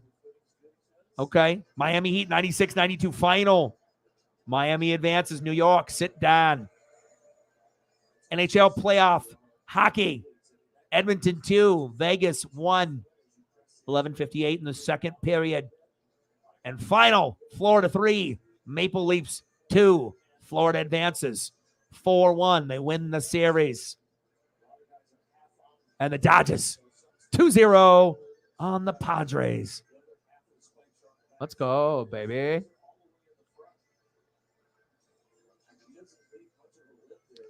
I have no idea who's going to win this game. I mean, 2-0 ain't shit. I mean, like I said, you could be up 5, 6, 7 runs and, have the starting pitcher go out, have a couple bad mid relievers, a couple good innings, or even one good inning by the opposite team. And then boom, you were up 6-0, and then all of a sudden 2 innings later, you're down 7-6, and then you lose 7-6. Not saying that's what's going to happen today, but we will see. It's anybody's game right now.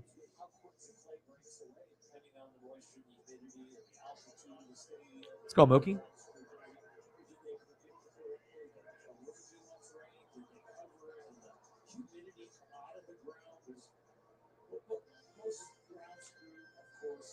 All right, come on, Mookie. To keep it pretty consistent throughout. They run their weather patterns. So here we go. That swings and misses. It's another change up from Snell. So way more today than he has for a lot of this year. Good day of sports today. A lot going on. Come on, Mookie. Chopper towards second base. 1 away. God, he's good. Good defense there. 1 away. All right, Freddie. Time to be Freddie, baby. It's like you already know. You get a slow start here, or you get a pop-up or a ground out. You already know Freddie is like the most automatic thing typically for the Dodgers. There's going to be other guys that will have better batting averages from time to time, but we already know with his amazing career with the Braves, I mean, he's first ballot Hall of Fame. He's incredible. Great player. Kind of like even as like an older player, it would be like cool to have a guy like on the Mariners like him. Obviously you would want him to still be productive if you were going to pay him a decent dollar, but having a Freddie Freeman, even at this stage of his career, is very valuable. I mean, it could be the difference between the Dodgers, making the World Series or getting close to that, or no way in hell. Like there's just certain guys that are very, obviously we know it's a pitching league, but you got to hit.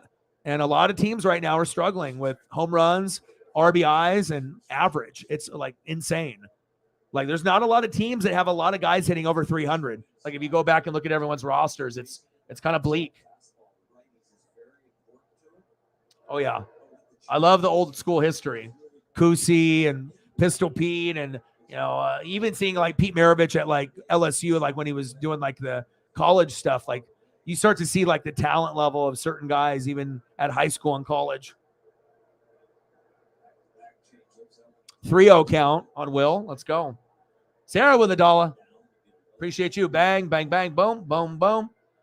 Bang, bang. $1 holla. Appreciate you. Thank you. 138. Let's get to 2. You'll let me know what you want. I'll walk to Will Smith. Let's go, Will. My dad is happy. It makes me happy. Calling baseball games, it's like I feel the same kind of joy, when I do the NFL games, when I get to do baseball. It doesn't even have to be Mariners or Dodgers. Because like I said, it wasn't ever really like number one in my life, but my dad always kept it in my life because of his love for it. And then obviously you get a little older, you go to a game, you end up getting some fucking baseballs, and your life changes. And then you turn back into that same 7-year-old kid with the Don Russ and Upper Deck cards, putting them in the sleeves and looking at Andres Galarraga, Andre Dawson, and, Kirk Gibson and all of these names. Just cool to be able to reconnect with your younger self into something that you really loved when you were a kid. It's something that if your life is missing something, that could be it. Reconnecting with some of those shows, movies, or toys that you had when you were a kid. Nice hit. Let's go. Nice job, JD. Nice hit right up the middle, baby.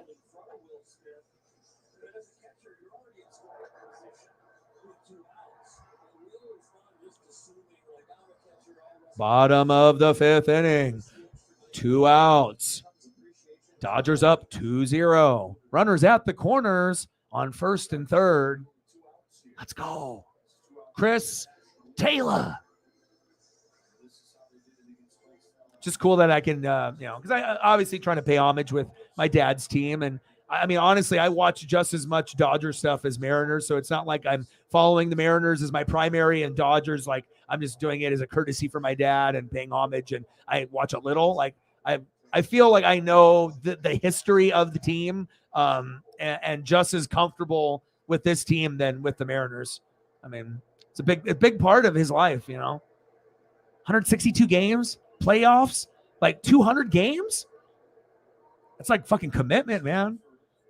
I mean, this Northwest Sports Fanatics thing is not a fad. It's real life. It's cool because he does something like maybe even more than what I would do, like to have that commitment. And it's not like he was always like that too. And also the collectibles, it wasn't always like that. So there's like a certain period where it started and then stopped and started up again. 0-2 pitch. Chopper towards 3rd. Machado got him. We strand a couple, damn it. All right, let's go to the top of the 6th. 2-0 LA.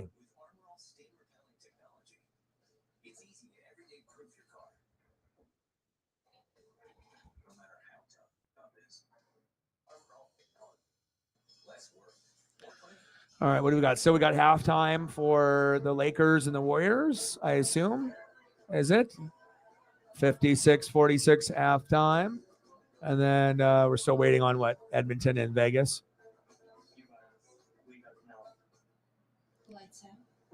And away we go. Formula One and the Vegas King. Do it. It's good for the mental health. It's the best thing, man.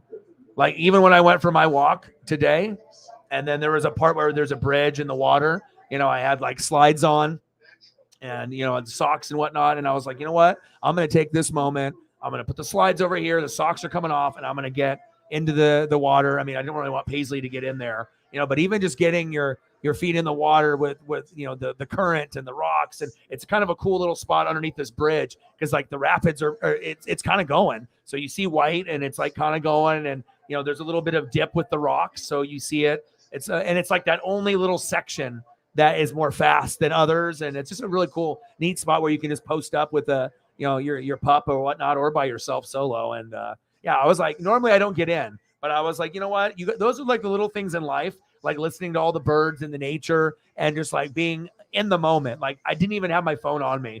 Like, you know what I mean? Like when I have certain moments like that, I try not to like have no distractions. I'm just like, I want to be able to focus on just me and Paisley and just being in that moment. And it reminds me of like camping and whatnot, but God, it's really good for the health up here. I don't regret it.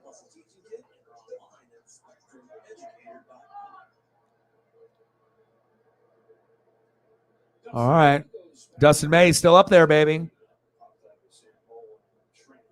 Ball 1 to Trent Grisham. Let's go, May.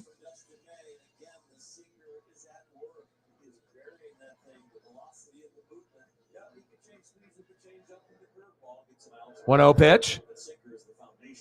Outside. 2 balls, no strikes for Big Red.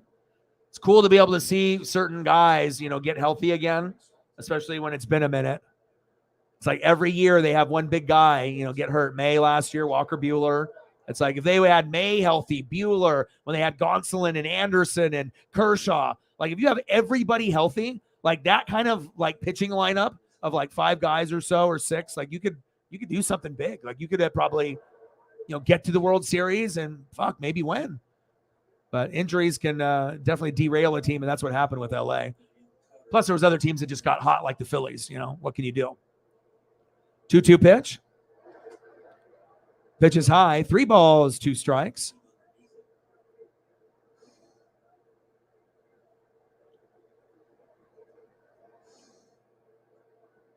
Come on, baby. Full count. Come on, May. Get him. Popped up. Sky high. Run after it. Get it. Yes. Yes. Muncy, you son of a bitch. That was awesome. He ran all the way to the pad and almost injured himself, but he got it. 1 away. Good effort, Mad Max. Yes, sir. Keep your eyes on it, right? You might hit the padding. You might fall down. You might go over the rail. But that effort, sometimes those are the key plays that you need to be able to get out to keep the momentum going. Nice play.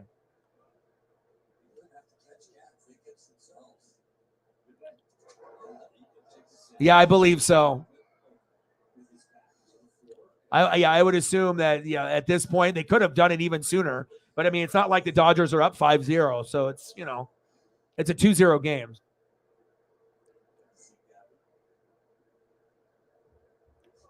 Almost bit the shit out of my lip there. Come on, baby. Top of the 6th. Dodgers 2, Padres 0. Paisley laying on my lap. Laying on my feet. Chopper. Sullivan, 2 away. There we go. Not today, Brett. Not today. Next up, right fielder Fernando Tatis Jr. The Boo Birds are out.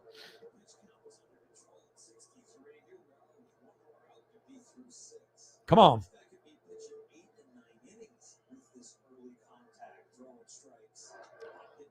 Ah, damn it. Good hit right there. Once a rally starts, you can kind of feel it. And I hope that's not the start of one right there, because that would have been really key to be able to get that out. And he just look where he gets this baseball, just right in between the 2 players. God, son of a bitch. And that's what happens when you're a good player. Nice job, Tatis. Nice little bloop single there. Next up, second baseman Jake Cronenworth. 2-0, top of the 6th, 2 away. This is going to be one of their key opportunities to try to at least, stop the bleeding and cut in, to the lead, as well as get May out of the game.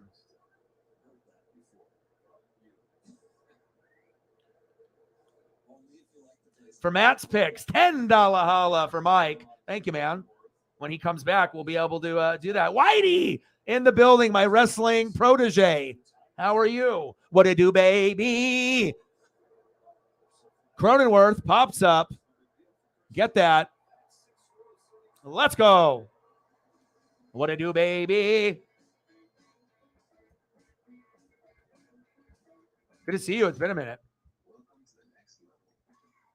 You can always send me, random wrestling stuff or sport-related Giannis, to the Instagram or the Twitter. Of course, I'll look at that. Because I mean, sometimes I'm not going to go out of my way to look at every superstar's thing, but obviously if I see it on my timeline, which I typically do, if it's something big, sport related or wrestling related, but it's always cool to get certain things from a few of y'all that will, showcase your favorite player and something cool that maybe I didn't see video wise. Very cool. It makes me like the player even more, Mike with a 10. He said this one's for Matt and his picks when he gets back from his walk in Hawaii, probably on a beach with a Mai Tai. Bang, bang, bang. Boom, boom, boom. Bang, bang. Thank you, Mike. And we'll get some maybe Oregon Duck photos or something like that. That would be awesome. I know he'd like that. He loves the Oregon Ducks a lot. Like I said, we ended up giving him a giveaway chain in one of the Duck games. And it was like other guys donated but they decided we all decided as a group that he would be the one since they weren't Duck fans. And it was cool to be able to send like one of those duck chains to Hawaii because it's not like people are going to have those up there. They don't have the store available. It's only here in Oregon. So, $5 holla. Whitey with a $5. He said, I tried to send through the Tubi. It didn't work. So here you go. From the MB, the AW, my boy.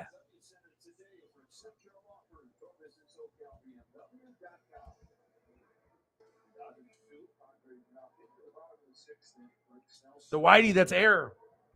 Whitey with a $5.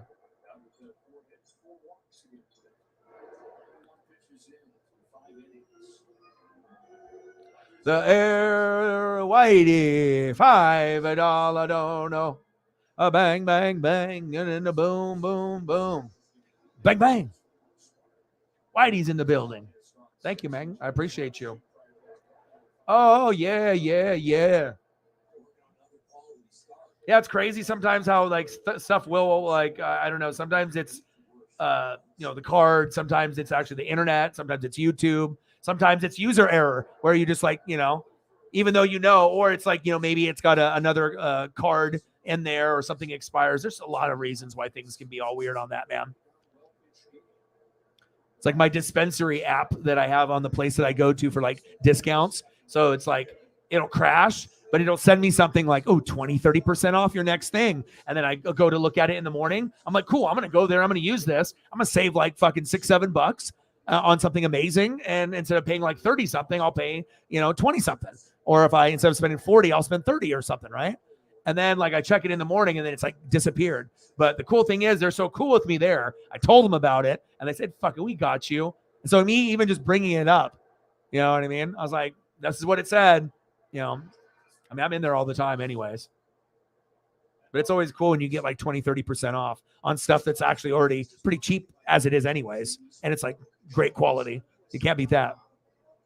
Bottom of the 6th inning, Dodgers 2, Padres 0. Yes, please give me some WWE takes. Give me some takes on how you feel things have been going storyline wise and overall with the companies. The Moxley cage match with Omega on Dynamite. I imagine a few of y'all have watched that. Anytime they wrestle, obviously Omega is the athletic one and Moxley's just the crazy brawler. But it is a kind of a crazy blend that works. And every time that they wrestle, it ends up being pretty fucking entertaining. I mean, that was like a pay-per-view quality match. A blood everywhere for Mox. 2-0 pitch. Big swing and a miss. 2 balls and 1 strike. But you'll get guys like Jim Cornette that will be like, I hate AEW. I hate anything other than WWF or WWE. So, you'll get your people that will be like stands and trolls, and you'll get people that like love one brand and hate the other brand. And they even know the other brand is good, but they just like, no, I'm not going to give no love. I'm just going to be loyal to this brand. Even if it sucks, I'll act like it's awesome.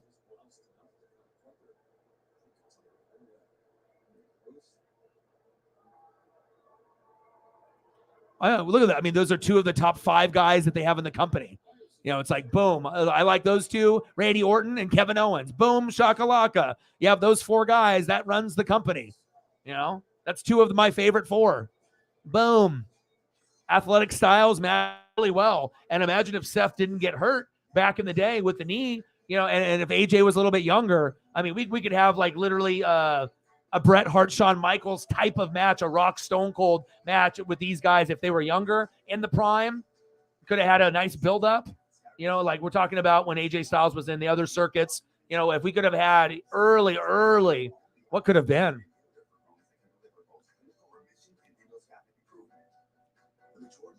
I know. I know. He cannot move on from the old school. Yeah. Yeah. Do you listen to his podcast? I don't, but my buddy Justin does, which I was kind of surprised because he doesn't seem like a guy that would like be like a Cornette listener. He's like my buddy's like, we like Blazers, and Mariners are both of our dads are Dodger fans, and we have a lot in common with the wrestling and everything. But yeah, I was just kind of surprised that he's like, yeah, I listen to it on a regular basis. I just, you even when you have like best friends, you always learn something new, out of people that you didn't even know, even if you talk like every day, and stuff, send memes and talk sports and Mariners and whatnot. But I was like, oh, wow. And so, but, like I said, I'm not really sure about the content. I just feel like with him talking, it's just more like talking shit and being negative. And I just don't need to hear someone that is just talking everything down all the time. And that's kind of his style, But I guess, if it's as far as like a insight and perspective of someone that was in the business and he watched him and remembered him, that's why he listens to Cornette, But I never listened to him. I don't know if I would ever listen to him like on a regular basis, but interesting though.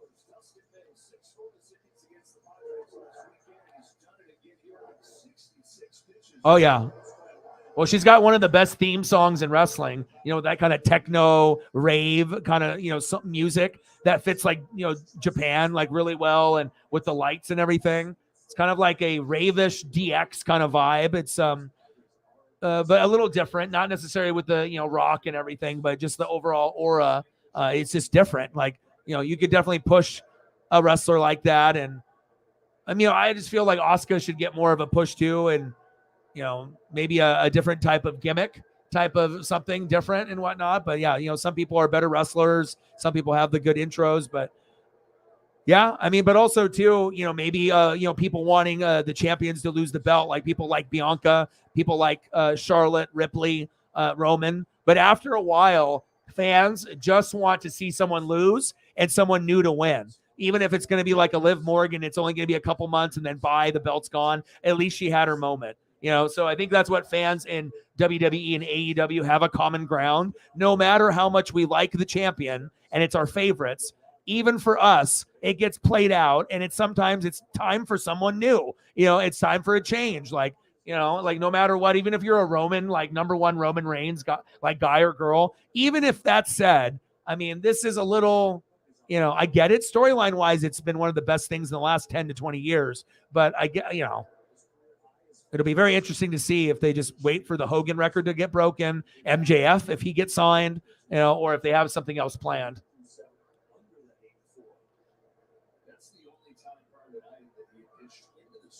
Oh, I bet. That would be awesome. I would love to see that.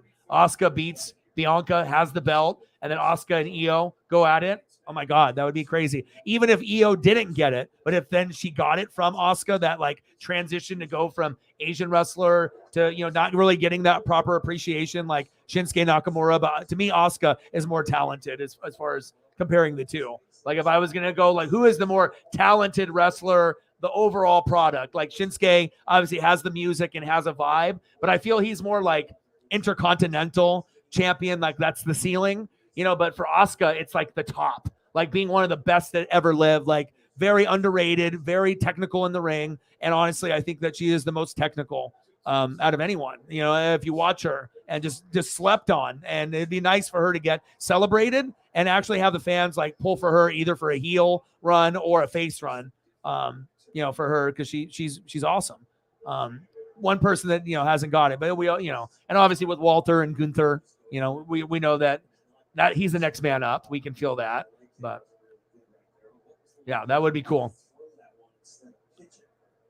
I know. I didn't watch, but I seen photos and I was like, wow. So I was like kind of intrigued that I probably should go back and watch some tag team matches and whatnot.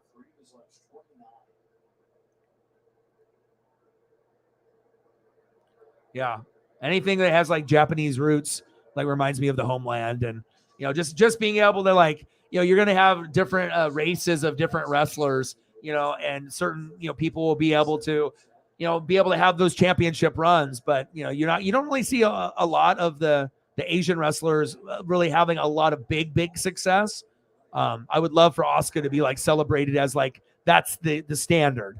Because that's a hard standard to live up to, honestly. Like if you look at her compared to even Io Sky and some of the others, Io's smaller, different high-flying style that's unique. Probably easier to watch Io than Asuka unless you really love her. But it just depends if you like technical wrestling or if you like high flying or a little bit of both.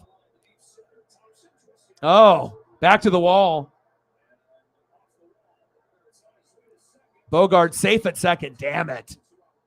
2-out double by Xander Bogaerts.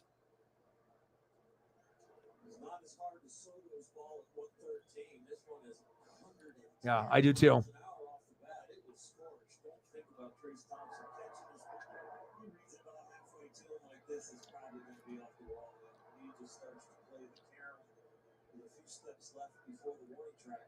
Yeah, the pop that she got was awesome. It was almost like, I'm not sure if they necessarily were, the pop was for her or if it was just the opposing person going against Bianca Belair. Because anytime people get comfortable with the champion, people get, they just get to a point where they want to boo and they just move on.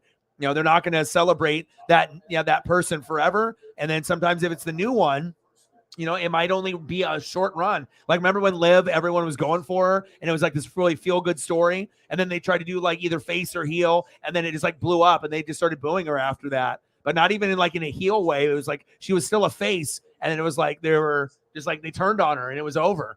And and once that happens, then there obviously has to be a belt change. So, but it's funny how like certain fans in certain cities can dictate where the belt is going to go. A lot of times already it's predetermined, by Vince or, the higher ups and whatnot. But I imagine, based off crowd reaction, that definitely will be a factor if you're over and if you get that pop or not, or if you get the audience engaged. Because, in a business like that, if you're not getting the pop from the crowd, you're not going to be on TV. Unless Vince is your boy or Triple H. Top of the seventh, 2-0 Dodgers. Runner at second, 2-1 count, 2 away. Let's go, Dustin May. Yeah. Come on, baby. Let's go, Big Red. 2-1 pitch. Popped back foul, 2-2 count. Let's go, Dodgers.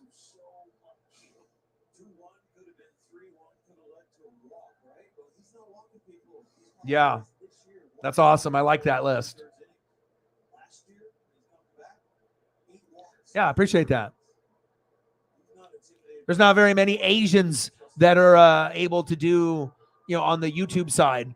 Well, maybe there's some that, do certain things, but, you'll have a few that will do basketball or, some like me that I do a little bit of everything, but a little Asian representation on social media and YouTube, get some of my Czech roots out there too. And then people will be like, well, if you're Czech and not Russian, what does that mean? You just drink less? Yeah, and the answer is yes. Because if anyone has Russian friends, which I do, some I don't talk to as often as I did, but man, they have like certain stereotypes and stuff. Like they can drink, whatever. Man, I don't think I've ever met anyone or their brothers or like. They party on another level. But I guess if you're drinking like vodka from the bottle, and you're getting used to that, taking pulls, like sips of beer, well, you're on a different level than me, bud. Yeah, Odin's loves Shotzi. First, when I think of Shotzi, I think kind of Odin. Like I know that, he'll. It doesn't have to be like the top one. Sometimes you can have your personal favorites, and they don't have to be the Charlotte Flairs or the Bianca Belairs. All right, we're at the top of the seventh. 2 away, runners on the corners, 0 for 2 with 2 ground outs. Ha Seung Kim, my cousin. Let's go, Ha.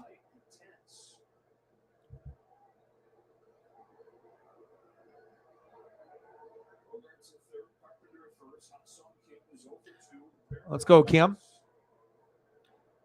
I mean, for me, like growing up, I was just really blessed, that, obviously we know there's like a lot of like sexism and like racism and shit. And then depending on like who you grew up with, like sometimes people grow up around people that are like them and they're not very diverse. I was really blessed in the neighborhood that I grew up in, after I moved from Hood River to like Aloha, Beaverton area, where we had black, white, Asian, Mexican, like Australian, like there was like so many people in the neighborhood of so many different, like Hawaiian, like Korean, Chinese, like everywhere. Like it's just Cuban, Laos, just like all in the neighborhood. So it's like, we didn't really beef like that. And it's like, you can definitely tell with certain people, like if you have that vibe and whatnot, but you don't really see certain races really represented a whole lot, and obviously it's going to be difficult to be able to, be maybe a dominant Asian in the NFL, unless you think Koo, the kicker.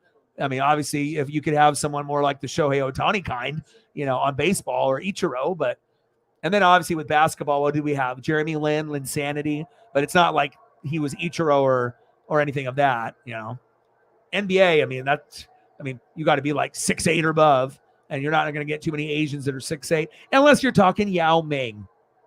So it's like, at least I guess for Asian representation, you get a couple, but when you do get them, sometimes you'll get an elite one. So that's good for representation. And then as far as Czech on that side, in the European side, I don't really know if there's any famous Czech players. I mean, that might be something I need to look into. Now Paisley's in here. She said, Daddy. Said, scratch my neck and my back. I will. Top of the 7th, 2-0 Dodgers. Popped up. Foul. Got to stop them here. They got runners on the corners. This is really big for May and for the outcome of this game. Come on, baby.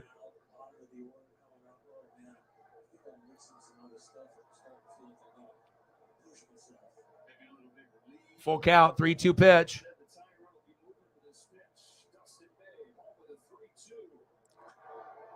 Oh, no. What a hit by Kim. Oh, my God. My cousin, what are you doing? Oh, no, get him. Get him at home. No, safe at home. No.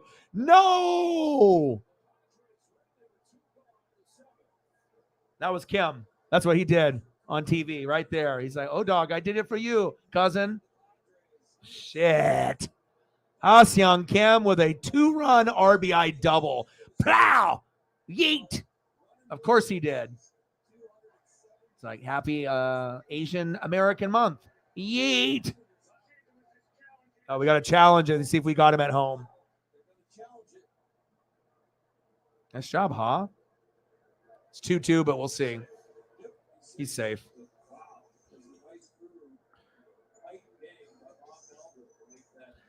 Oh, 2-0, now 2-2, just like that. I knew this game was going to be good. I knew it. I will be doing the Kraken game tomorrow. Brew Crew got to win. Yelich with 2 for 3 with 2 RBIs. Let me see if he's safe. Oh, he's safe at home. Damn it. Oh, yeah. Julio is back, at least for one game. That was nice because he's been struggling. His batting average almost got under 200. So God bless the sports gods and everyone beyond and everyone that's associated with Julio to try to get that man back on track, baby. Need that. I need that. Oh, runner is safe. Damn it.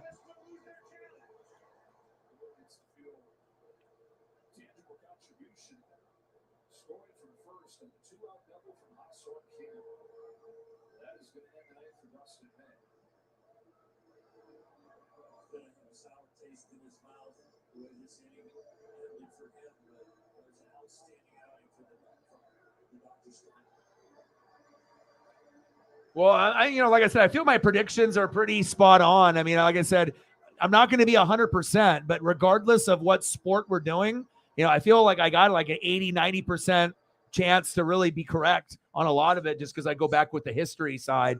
But I would assume that with the overall crowd and it being a must-win game, we're going to get an amazing performance out of the Kraken tomorrow. Like, we're winning tomorrow. You know what I mean? But it's just, can we win that game 7 on the road? And the way that we played, the answer is no. But at least I want an opportunity to prove it. So we have to make sure that we don't lose in front of the fans. We can't have that happen. We have to, with pride, win in front of the fans and show the love and the appreciation, make it go 7, and then we'll just see what happens. But I feel good about tomorrow. I think Seattle is going to kick ass, take names, and we're going to get that nice Game 6 win to tie it 3-3.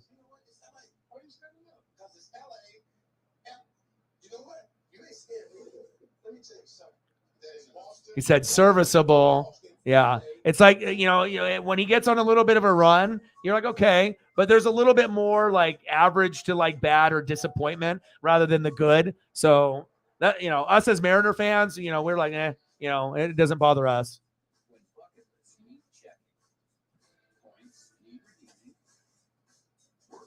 Oh, well, I think you have, I mean, I think that might be a good reason though,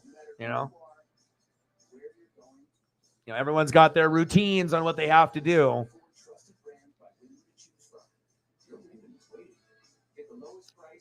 You wouldn't even be able to focus in church though, because if you were like, I'm going to be holy and I'm going to be in here, I'm going to do my routine, I'm going to do this, right?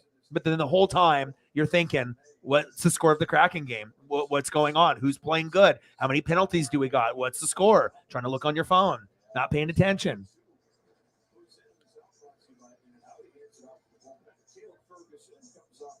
Cracking this, cracking that. What's cracking? The Stars. We're winning game 6. Seattle Kraken in front of the fans. Yes, sir. All right, Caleb Ferguson is in. Now the game is tied up. It's a whole new ball game. Got 2 away. Hopefully he can do something here.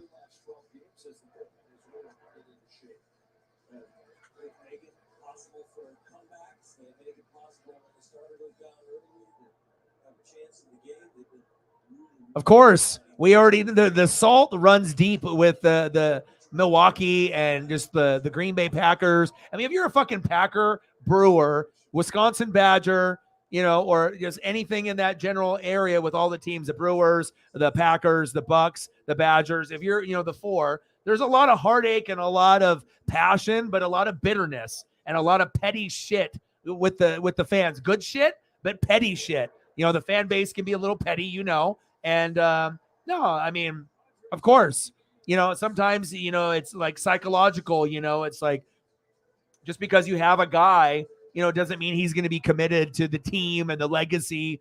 Some guys are, about the money and about themselves and about what they want in life. And, and sometimes, maybe they think that he's doing that on purpose to show that like he's happy now rather than what he was, there at the end. So,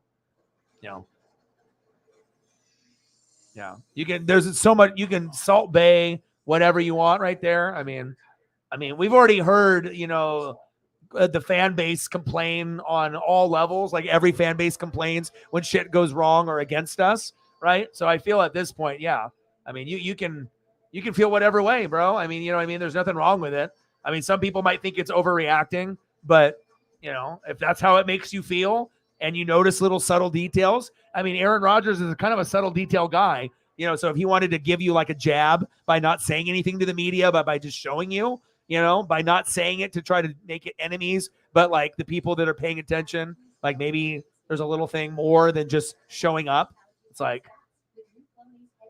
there might be a little truth to this.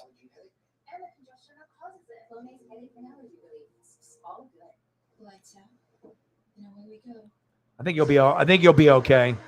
You know what I mean? Because the thing is, if you know yourself, right, and you can try to do the right thing at the whole time, but if your mind is not, focusing on, what you're supposed to be focusing on there, whatever sermon or whatever your location that you are with the people, the singing, the listening, the scripture, and just the overall vibe, I mean, I imagine in most places will have people on phones and checking up on things that they want to look at, social media apps or sports and other things. But yeah, I mean, you wouldn't be able to function. You wouldn't even be there. It would just be like your spirit there. Like your body's there, but your spirit is floating above and just thinking Kraken. You're like, oh, I wonder if McCann has scored 2 goals yet, and then you're like, well, I got to go. And they're like, Kraken. Let's get Kraken, game 6.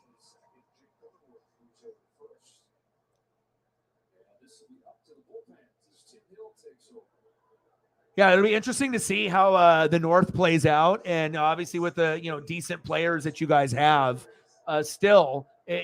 there might be teams that jump you, but I don't think anyone thinks the Packers are going to finish last. There's going to be teams they'll be better than. So it'll be interesting to see how it plays out in the new transition. 1 away. Damn it. Thompson grounded out. 1 away. 2-0, 2-0, 2-0. Went a little bit too long. And now 2-2. Well, let's go. Mookie Betts. Bottom of the 7th. 2-2. We're knotted up. 1 away. Right fielder. Future Hall of Famer, Mookie Betts.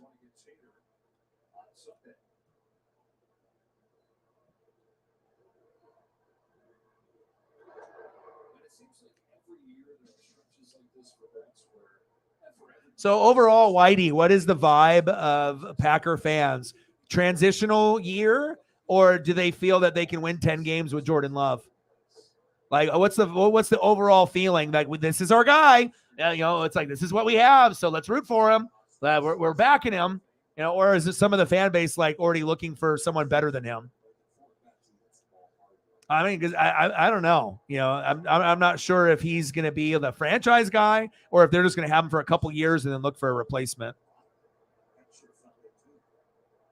Supporting cast will probably have to help quite a bit, but I mean, he has shown flashes though, so it's not like he's like a garbage player.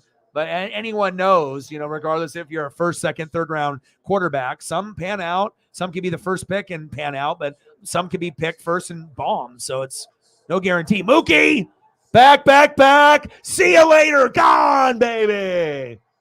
Mookie bomb. It is a Mookie bomb. It's a Mookie bomb. 3-2, Mookie bomb. Solo dinger, solo dinger, solo dinger, solo dinger. Let's go. Oh, baby. That's me and my dad right now. Let's go. Hell yeah. Don't have to do like a full dance, just like a little jiggle, a little wiggle. You know what I mean? Just a little bit. Let's go. Let's go.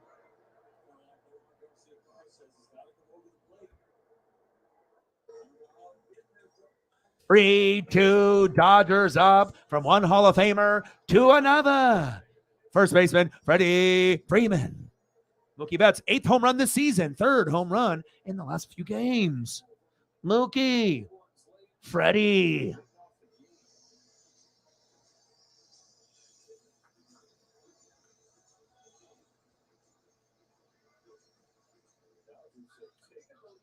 I mean, but that's the natural response. You already knew Rodgers was going to be on the way out. And instead of just being a hater towards a guy that maybe could make it, you want to be at least supportive. So that way it gives you the best chance. Back.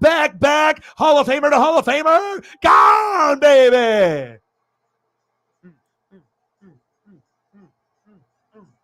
Let's go, baby. Yes, sir. And that's what happens when you have Hall of Famers. A ding, a ding, a ding, a ding, a ding, a ding, 4-2, a ding, a ding, a ding. There we go. Hey, 2-0, then 2-2. Hey, we'll just get home runs back to back. Hit him with the Drake. 7th home run this season. Let's fucking go. Oh, baby. Oh, yeah. 88-72, Lakers pulling away. Looks like the Lakers may end up winning this matchup. Still got a quarter to go, but they have not let their foot off the gas. They know if they lose this game, the series is over in 7 in Golden State. And very surprised that they have not let up, but we still have 1 quarter to go. But based off the lead, it's way too big. They are not coming back. And it's Lakers by a blowout.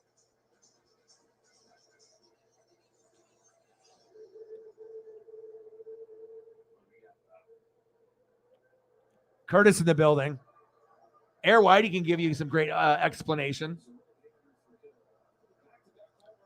Yeah, I like her more solo than tag team, even though I need to go back and watch some of the Japanese tag team stuff. But like, she is good enough. I mean, just because you have like you're smaller, they can have you can be like a cruiserweight, and it's like when they have the Lucha Libres and like WCW and like Nitro. It's like you don't have to have necessarily like the heavyweight body or the top tier body to be able to be entertaining. There's different levels. For me, like I always liked cruiserweight. I always liked the Lucha Libres, the Psychosis and Hoovy Juice, La Parca and all that. But yeah, she's entertaining. She put on a great show. That was probably the second best match all night with her and Bianca, with Priest and Bunny.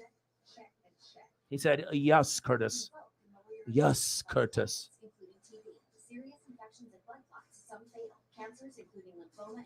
So we're dancing and singing. Oh, I bet. Well, especially if you're like going to the church, like in the South. I mean, it's going to be every church, like vibe, I assume, and also different race, because you're going to have like Korean churches, they're going to have the, the Korean, people, they're going to go there. It's funny too, because like with the Korean church, I'm not Korean, right, at all, right? But they would recruit me when they would have these church basketball tournaments, right? So I'd be friends with like these Korean guys, right? And they'd be like, hey, come to the church, and they're like, they know you're not Korean, but they're like, we need to fucking win this shit, So then they would like recruit me to play with them to try to like end up winning the money and the trophy and whatnot and stuff. But yeah, every vibe is going to be a little bit different, but and then the passion and the singing and the dancing. But I don't know, maybe, like when I think of like the South, lots of passion, lots of passion out there.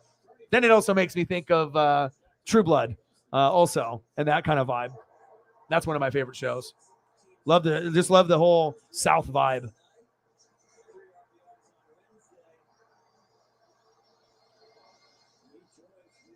Yeah. Legend in the building.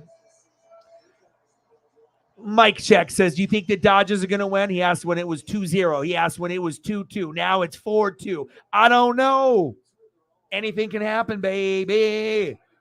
I mean, when we were up 2-0, it looked like we were, but then boom, it was 2-2, and that's it. I don't know. And then boom, back-to-back homers by Mookie and Freddie Freeman. And then now it looks like, yeah, probably.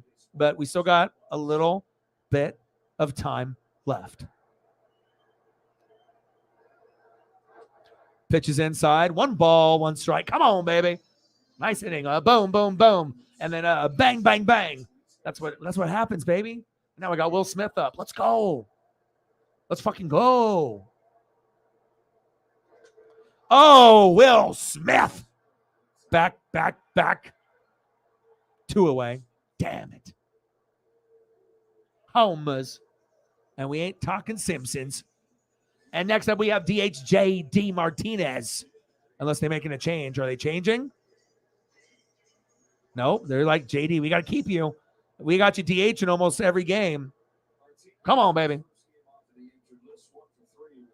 253 average, 4 homers, 15 ribbies, 1 for 3. A single tonight for JD Martinez. Takes a strike. 0-1 count.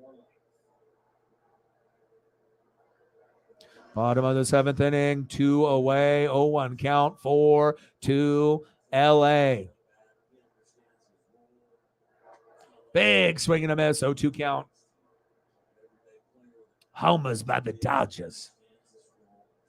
Amazing to be able to get back-to-back homers at any point in the game, but especially when the game is on the line, clutch. And that's why both of those guys are first ballot Hall of Fame.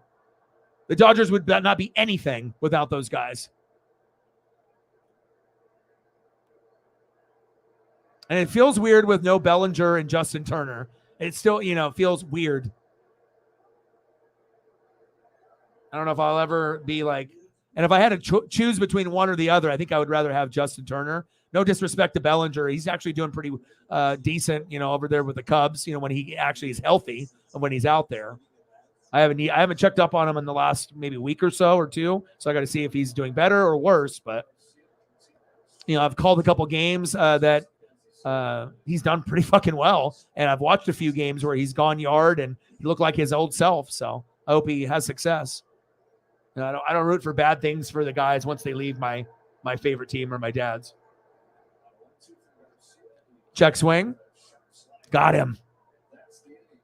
Yeah, I mean, it's the same thing, hair spinning. It's like, I think with Bianca, it would be better if she was a heel. Like her just being like the John Cena face type of character. I think it is kind of getting stale. They need to figure something out, because they already know she's dominant like Charlotte Flair, but I feel like with Charlotte was able to go to the next level as like abandoning the face and then going heel, and once you go heel with it, and then that will spark a new little life into the character. But at least that's what I would do. I just think everyone that's going to be a heel will be better than a face. It's just because it gives you that side where you can be an asshole. You can talk shit. maybe you wouldn't as a face, but you can do it as a heel. And then you probably have some of that in you as as a person. And then you let the creativity come out. And sometimes you get Stone Cold Steve Austin's and rocks on the mic. And, some people only could do it in the ring. But yeah, I agree with that statement. I mean, I watch wrestling on a daily basis, and but again, based on what they're trying to portray to the young females and then the kids and the younger audience,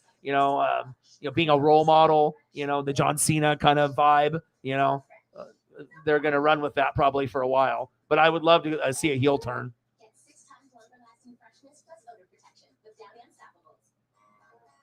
153. Let's get to 2. All right. Go Kraken. We got this. I'm excited for tomorrow.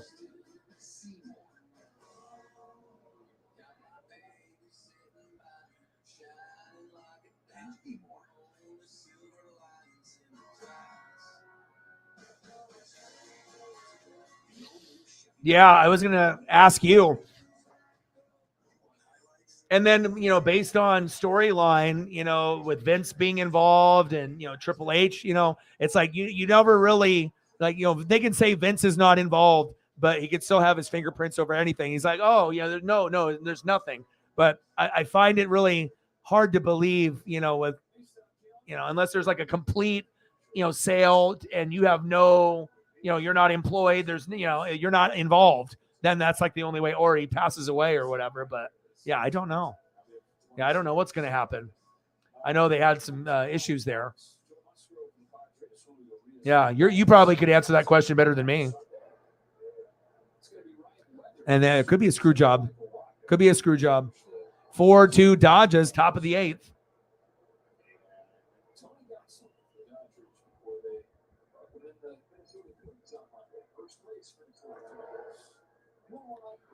Two 2-1 pitch to Nelson Cruz.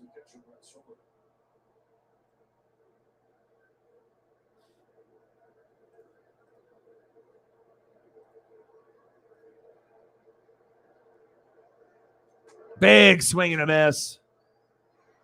2-2 count. I'll hook you up. You're a former Mariner.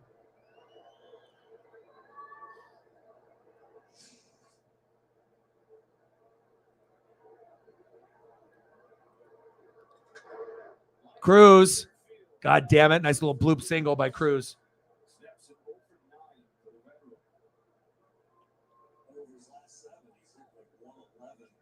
You think so?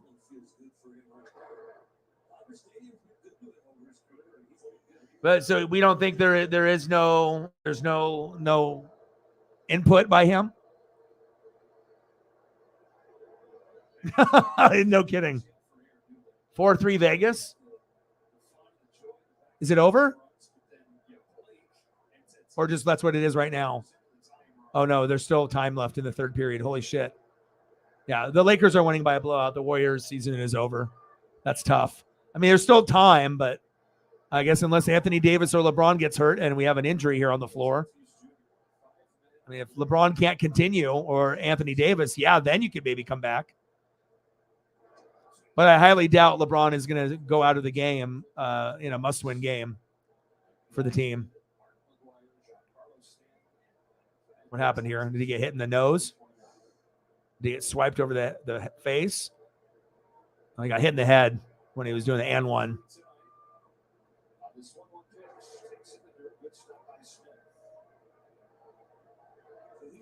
I bet. It's like in True Blood, bro. I've seen a lot of like documentaries and just like the passion and stuff. Like, yeah, like there's no just sitting down.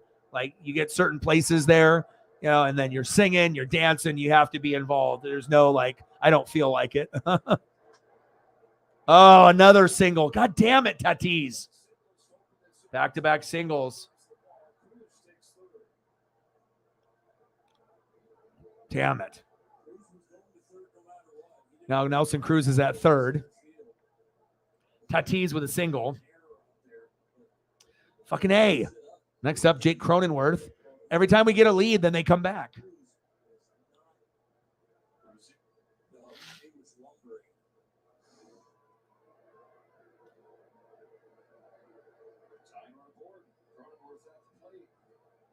What a game.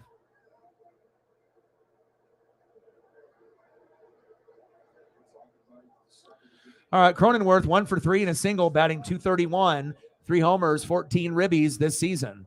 Top of the 8th, runners on the corners, no outs. This is a very good opportunity for the Padres to get at least a minimum of 1, but they probably will tie the game, especially with no outs. We'd have to get incredibly lucky here to be able to I mean, 1 is almost a guarantee with runners on the corners with no outs, but can you stop the bleeding? Can you keep it to just 1 instead of 2 or 3? We'll find out. 0-1 pitch. Chopped foul. 0-2 count. Come on, baby.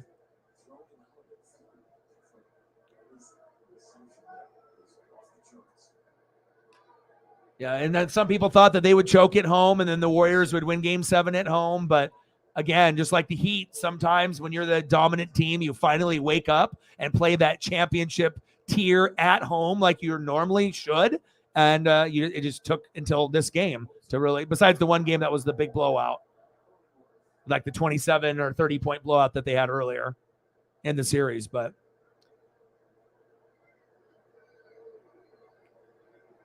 I'm not sure if the Lakers can beat Denver, though. They might have found their match.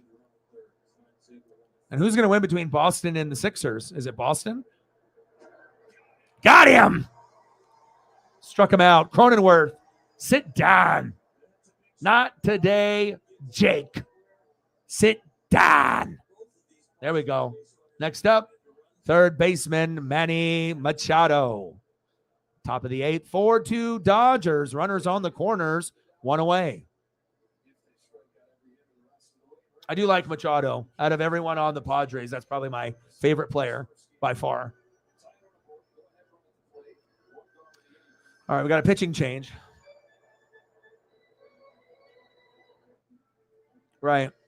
And then we did have Heat and then the Lakers in the bubble, right? So I guess if the Lakers think that if we can beat the Heat, the Lakers in their mindset is like, fuck Denver. They know the Joker's good, and that if they can get him in foul trouble, that's how you counteract the Jamal Murray, Michael Porter Jr., and the Joker. You know, he's always getting triple doubles, and he's always getting, 25, 15, and 12. But if you can get him in foul trouble with LeBron or AD and kind of take him out of the game in at least 2 of the games, then you probably have a chance to actually win the series. I mean, I don't know if they can do it in a full 7-game series or 6, but they would have to play some amazing basketball. But if that happens, if like the Lakers end up, beating Denver and then they go 4-1, at that point, Lakers could go all the way. It's just about riding that momentum, and then it would be up to those role players like Austin Reeves, and Vanderbilt to be able to take them all the way there. But I thought Boston or Milwaukee at the beginning of the season, but Giannis obviously got hurt and the free throws, and now you have Sixers and Boston kind of both on the ropes, both showing greatness, but also showing weakness. And I think Boston's biggest thing for me is not going to Jaylen Brown late, going to Tatum too much, and you should, like, when Jalen's on early, as long as he's not hurt, don't go to him only at the beginning of the game. Make sure you follow up at the end. I mean, and I think some of the games that they lost, they would have won if they would have done that strategy. But, I'm not the fucking coach. But we will see. Machado 0 for 3. Let's make it 0 for 4. Feel bad for the Warriors fans. I mean, there's bandwagon ones that notice, whatever, but the loyal ones. You don't want to lose, let alone get fucking blown out. But sometimes those happen.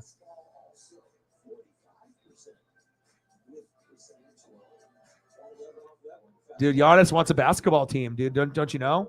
5-on-5, bro.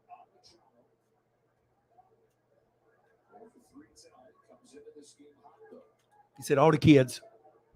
Giannis 1, Giannis 2, Giannis 3, Giannis 4, Giannis 5. Chop foul. 1 ball, 1 strike. Runners on the corners. Come on, baby. Got to find a way. This could be the whole game here. But good for the Miami Heat and the Lakers to get the job done at home. It makes you look stronger, as an organization, being able to beat a very good team in a game that some people questioned you. Oh, baby! Double play. Yes. What a double play by the Dodgers. Get the fuck out of here. Little flip. Get him at first. Sit down. Unbelievable. Let's fucking go. Let's go. Oh, baby. They could have scored 2, 3, 4 runs. Oh, baby. Oh, Mesa definitely going crazy. Every Laker fan, you know. But like I said, you know, is it really that much of a surprise? They had the best, you know, trade block movement of upgrading a team that I've seen maybe in the last 10 years. You know, they made the right moves and got rid of Beverly. You know, they got rid of Russell Westbrook. They kept Schroeder. You know, they brought guys in and also mentored guys. Reeves, you know, took his game to a whole another level. So for them to have this kind of success, we didn't really know if they could carry it over from the regular season and then to the playoffs against teams that are better than them. But apparently, you know, having good role players and a good bench fucking matters. And that's what makes you win. You know, it's not the superstars. A lot of times they'll cancel each other out. It'll be the third guy in the lineup, the fourth best scorer. Maybe that first guy off the bench, a 6-man. You know, what about that defender rebounder? Like, you got to have well-rounded guys, and they have to be different body shapes and sizes, and they have to be like experts in, you know, different things. You know, where you get one guy as a rebounder defender like Vanderbilt. And then you get a guy like Reeves who can create off the dribble, and he's a shooter, and he's emotional now and actually has swagger, and he's not like timid anymore. I mean, that right there is worth quite a bit as far as like, you know, Davis and LeBron, we got to pass to someone. They're not going to be like, oh, Reeves, no. Like, they're going to get the ball to him. So.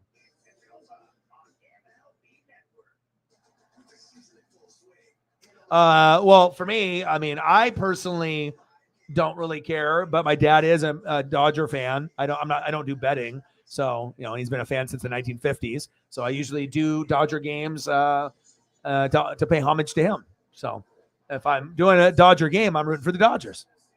If I'm doing the Mariners, the Mariners.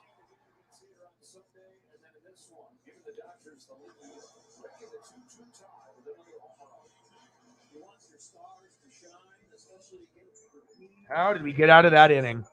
That was a game saver and a game changer.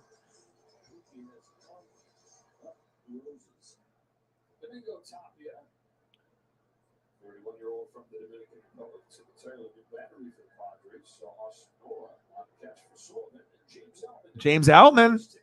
Big swing and a miss. That was kind of like the Cody Bellinger replacement. 281 average, 8 homers, 23 ribbies. OPS of 952, a 4-game hit streak, batting .333. I like him. Outman. 0-2 hole for Outman. Come on, James.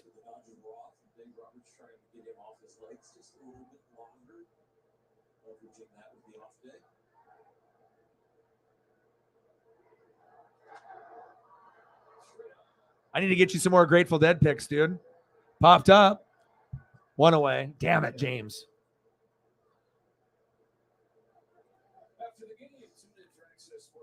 All right, I gotta get Mike some Grateful Dead.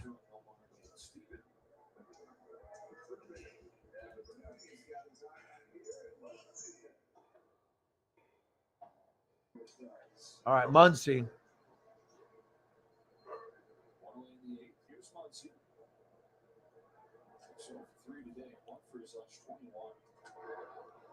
Chop foul.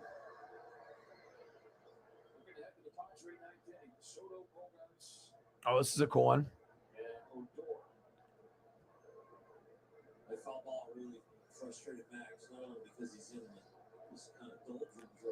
Bottom of the 8th. Dodgers 4, Padres 2. 0-1 pitch. Outside. 1 ball, 1 strike. Oh, baby.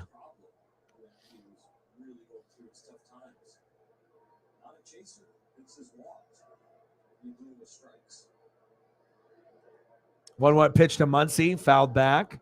1 ball, 2 strikes. Come on, Dodgers.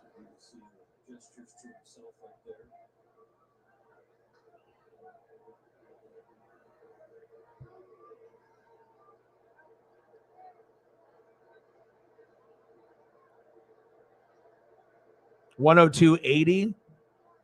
Lakers. Wow, this is getting to be an embarrassing. 104.82. That's getting bad. I imagine a lot of Warrior fans probably punched the TV, but like, it's not like the Warriors were a top 3 seed all year. You know, they were like a 6 seed. So it's not like they won the championship last year and you knew it, But you kind of, it's not really that surprising of them getting eliminated. But anytime you have the Warriors or Celtics, there's always a chance. Muncy with a strikeout. Come on, Max. Next up, second baseman Miguel Vargas.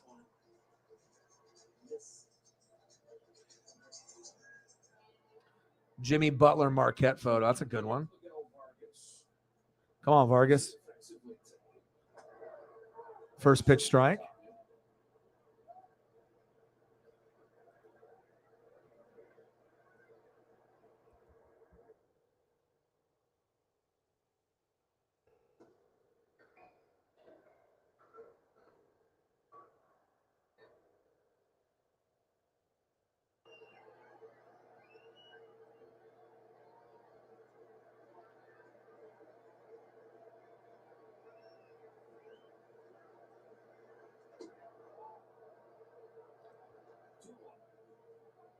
Oh my God, bro.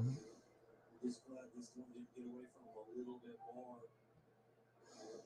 High release and then running in towards your face. This is insane. 2-1 pitch is fouled up.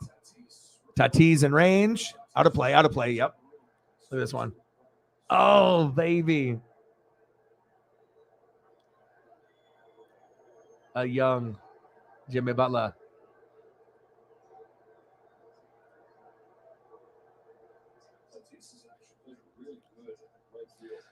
Bottom of the eighth. Dodgers 4, Padres 2, 2 away, 2-2 count. Tatis is like, I could have had that. And the Lakers are pouring it on, up 20. Vargas pops up. Damn it. End of the eighth inning. 4-2 Dodgers.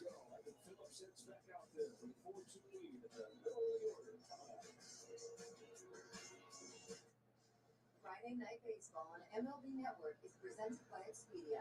Made to travel. Let's go to the top of the ninth.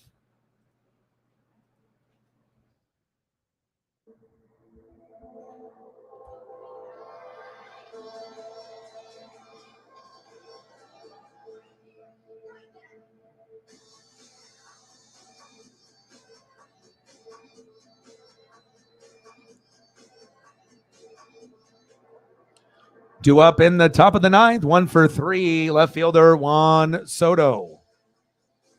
Batting second, 1 for 3 with a run. DHing tonight, Xander Bogaerts. And batting third, looks like they're going to have someone come in for Carpenter. And it's going to be, who is it? Oh, Rougned Odor. Oh, my. I'll have to get a photo of him.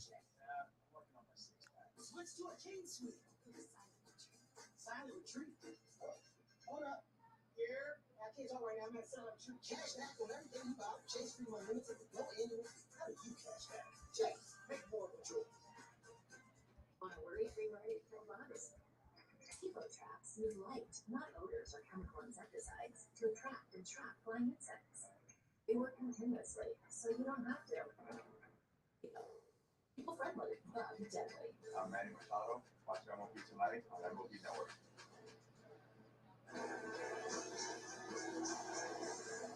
Place of the game brought to you by your Southern California Volkswagen dealers. Mookie Betts and Freddie Freeman back-to-back home runs in the seventh inning. The Padres have tied up with 2 runs. In the top of the seventh, and that is when this game goes to the ninth. Dodgers 4, Padres 2.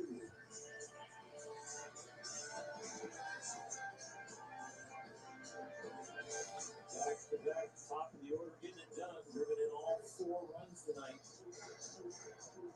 Those 2 lead the way an awful lot. James Alvin after pitch hitting stays in place center. Trace Thompson moves over to left. Juan Soto popped up. 1 away. Let's go. Let's go. 2 more outs. Let's go. Soto, bye-bye. Next up, DH Xander Bogaerts.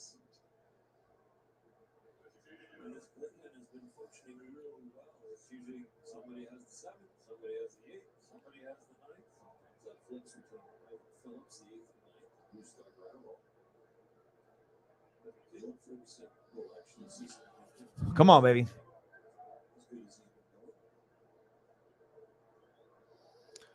Let's go, Phillips. Oh, baby.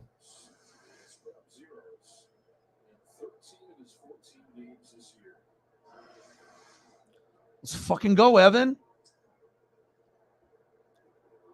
0-1 pitch. Big swing and a miss. 0-2 count. Oh, baby.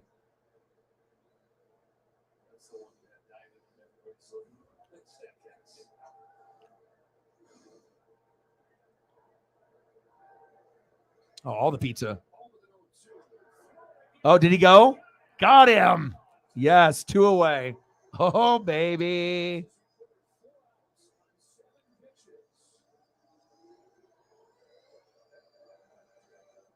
Is that what's happening? I know he said that he was trying to protect the creative and the creative process for any content creator. That's the most important thing. I know you can get money, but if they start changing, like how he can dress, what he can say, and then it ends up not being the Pat McAfee show anymore. It's ESPN's version of it, and like a watered down, Money is money, but keeping creative, good too. Odor. Remember him and Batista when they punched each other in the face? When Batista was on the Blue Jays? Krakow!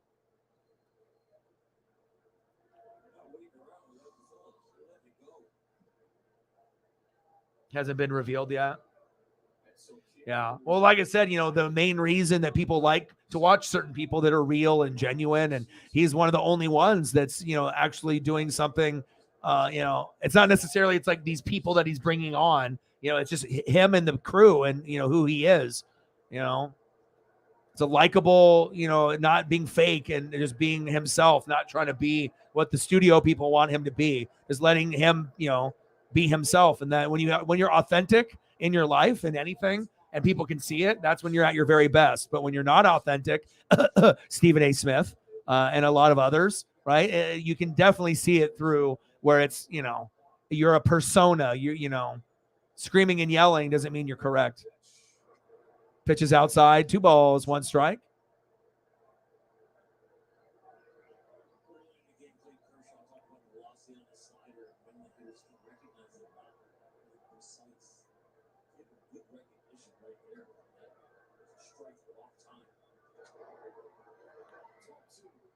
Two and two. Oh, my mouse has stopped working. Isn't that great?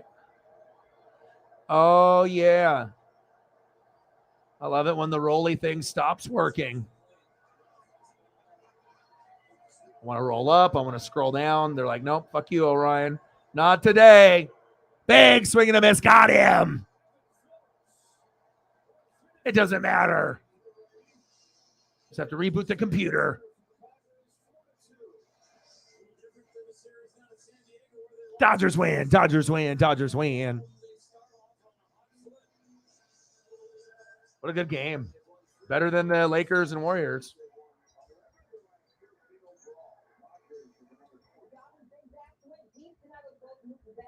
A good entertaining game. Nothing too crazy. A little bit of drama. Final score, Dodgers 4, Padres 2. My dad is happy. Boom, shakalaka.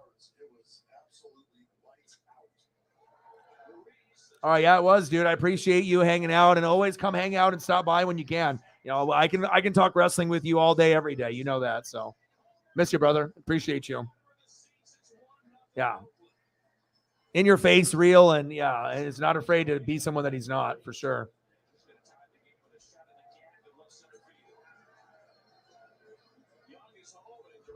Good win. Well, at this point, we can hang out here for a little bit. If you guys want me to, like I said, we can just end it at the 3-hour mark. Like I said, we'll be doing the Kraken game tomorrow. I'm going to be doing 1 or 2 games on Saturday, maybe 1 or 2 on Sunday. So we can pretty much, end it here, and I can just spend some time with Paisley and whatnot. So, and we'll be back tomorrow, and then we'll go from there.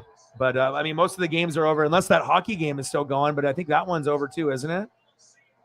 Oh, no, there's a little bit of time left. Maybe I'll watch that.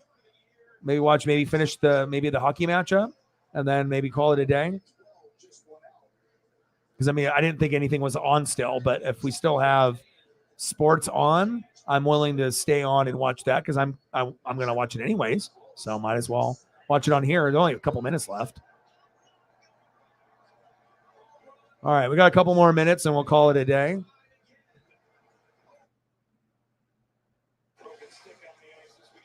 All right. It's on TNT if you want to watch along. 5 minutes left in the third period. Series is tied 2-2. Vegas is up 4-3. So it is entertaining. It's not boring. There'll be people punching each other in the head.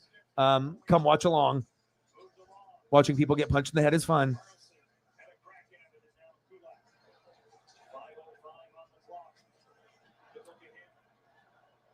Yeah.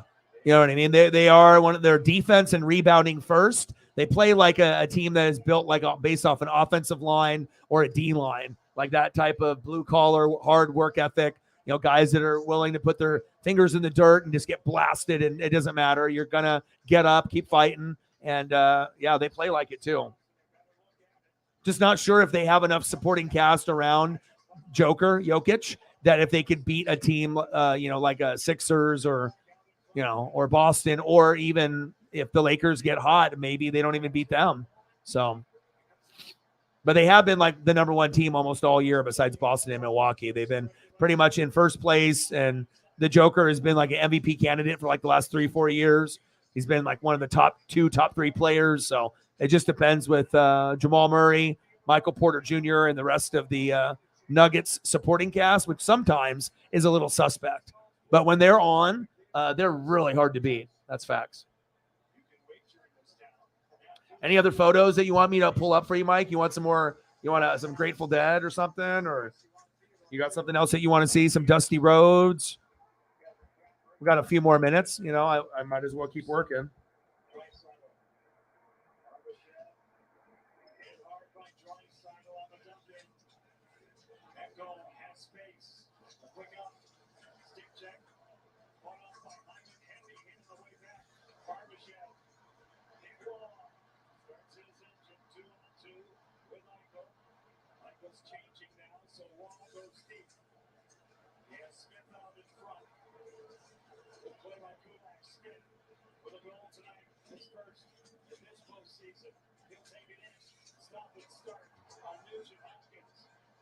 I'm almost done, Paisley.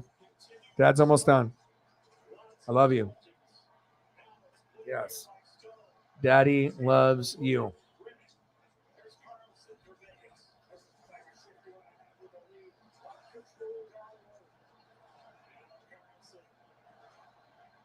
Some Jerry Rice.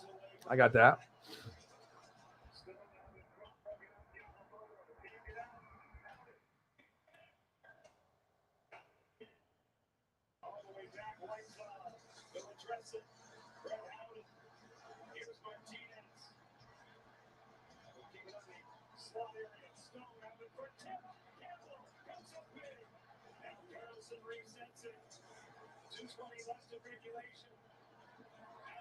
Four 4-3 Vegas with 2 minutes left. Oh, the GOAT. Like the only player that's not a quarterback that if you said this is the best player that's ever lived, you'd get arguments, but there's also a little bit of truth to it. You know, as far as being a non-quarterback, you know, obviously you can debate running backs to the end of time, but for wide receivers, there's not been anyone on this level. Oh, that's a fact. Not only the best wide receiver, but arguably one of the best that has ever lived. That's a fact. Outstanding work ethic. We're going to commercial break. We got less than a minute to go.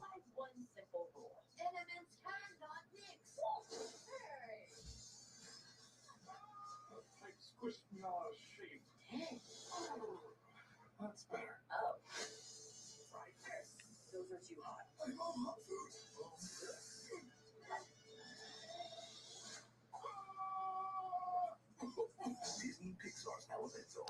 Jerry Rice, baby. He's always going to be one of, you know, I'm like, for me, like it's always going to be the same. It'll never change. You know, it's always going to be Joe Montana, Jerry Rice, Barry Sanders, Bo Jackson, Dion. Like those are my 5. there's a few others after that with like Derek Thomas and a few others. But if I had to pick 5, those were like the 5 for me. Like, when I was watching those were amazing moments to grow up and to watch that and to see that.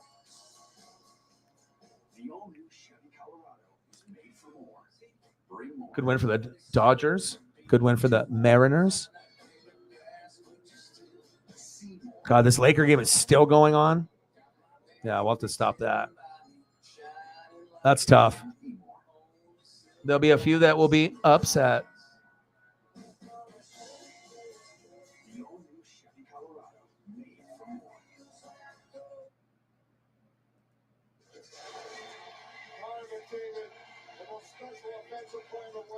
Connor McDavid.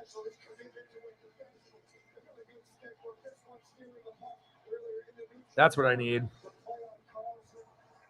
Connor McDavid. He's kind of good.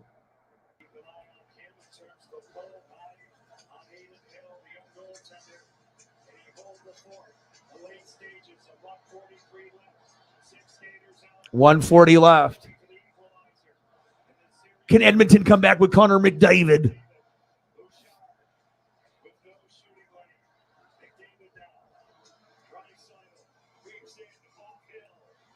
Empty net. Uh-oh.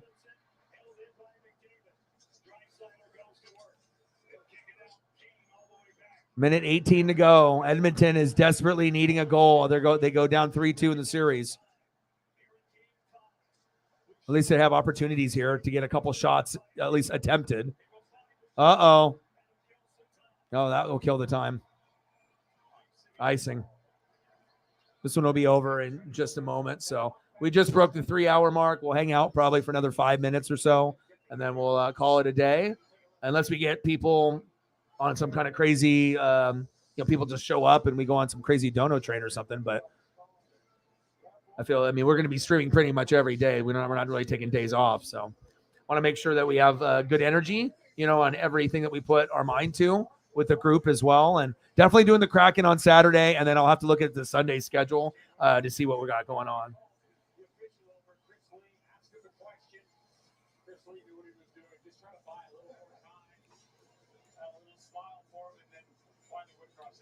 I appreciate you tonight, Mike. Thank you so much for you coming in and supporting like you always do. We had some good representation. Sarah started it, and then Mike, and then Cyberpunk, and then Mike again, and then Whitey. I appreciate you guys. Means a lot. Like stuff, just all I want to do in life, honestly, is just to continue the dream, continue to just grind it out and do my dream and keep just, pecking off every little goal, just keep moving forward. I've sacrificed so much time and energy, and it's just want to keep it moving. Empty net. Vegas Golden Knights 4, Edmonton Oilers 3, with 1 minute left in the third period. McDavid, what you got for me, Connor?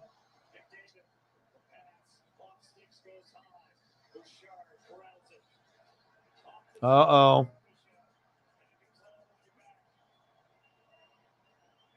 40 seconds to go.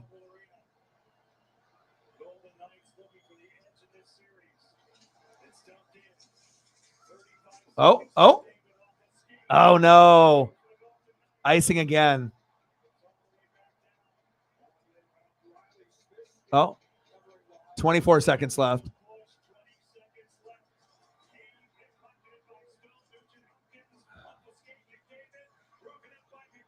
That's over. Oh, just wide left. And then icing was 10 seconds left. Oh, my gosh.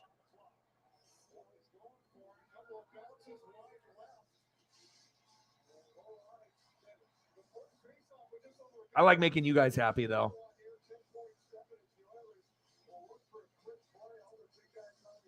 We're going to put some Kyle fucking Busch. I can look at photos and in my spare time or when I read articles and all that, but to be able to do something for someone else gives me more joy than, there's going to be plenty of things that you see that are my thing, based on what I'm doing, but I mean, it's not every day we can look at some greatness on the screen. Not me, but Kyle fucking Busch. Why not? Maybe it'll give him some good luck moving forward.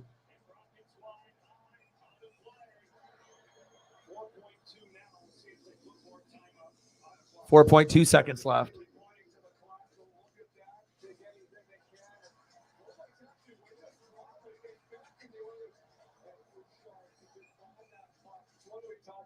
His confidence to shoot as a young player. And that just misses. You see Kane punch right He said, thumbs up. I'm one of the best in the fucking world. Guess who I am? Not Kurt. Kyle. and at that shot, when he took it, you could feel the whole building. And the Vegas Golden Knights is saying, kind of hold their breath.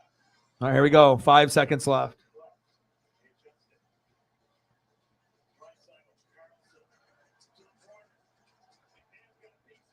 It's over.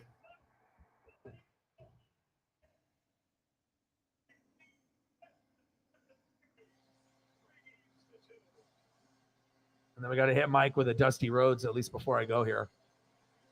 A Dusty Rhodes. Congratulations to the Vegas Golden Knights, 4-3. Now you're up 3-2 in the series. One of the best in the world. Dusty fucking Rhodes.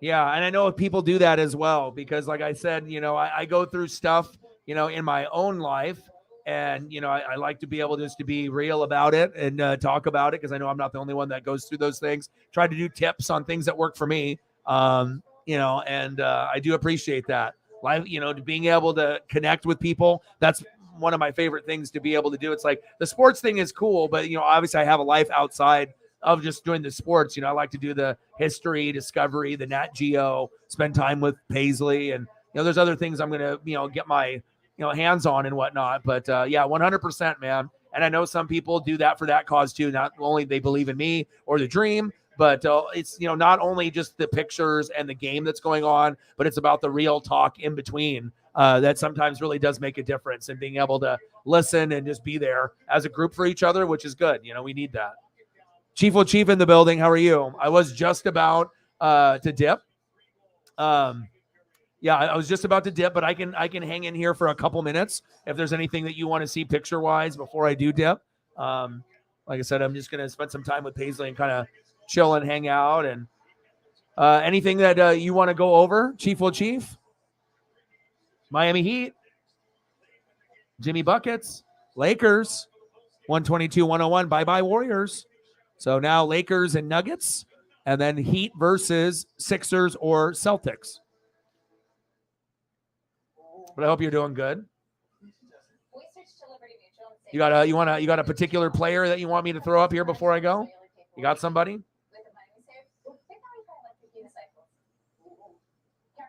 Paisley's on my feetsies right now. She's like, "You're almost done, Dad."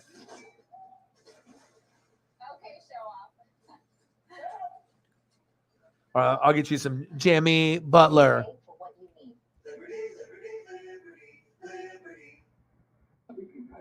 You're doing TV wrong. Look, I thought the TV provider was good enough. Now what? You talk? You call us watching sports, man. You deserve better. So much in life is a compromise. But with #1 customer satisfaction, DirecTV never is. Now, get out of here. Guarantee a low price for 2 years. Call 1-800-DirecTV to get a $200. Jimmy Buckets, he's kind of good. Just I think, just like with everybody, some ups and some downs, some good things going on, and then some bad, and some streams, things good, and other times a little challenging and a little bit lower. But usually, we're getting more growth by doing like baseball and NHL, so that's a good sign. You know what I mean? And as long as I can, keep grinding it out and be able to pay rent and be able to keep surviving, that's really the main goal. Just It's good for my mental health. I like to be in a routine, but I like to be able to talk and help and be a good, safe place for people to come hang out and enjoy sports or wrestling or anything pop culture in life.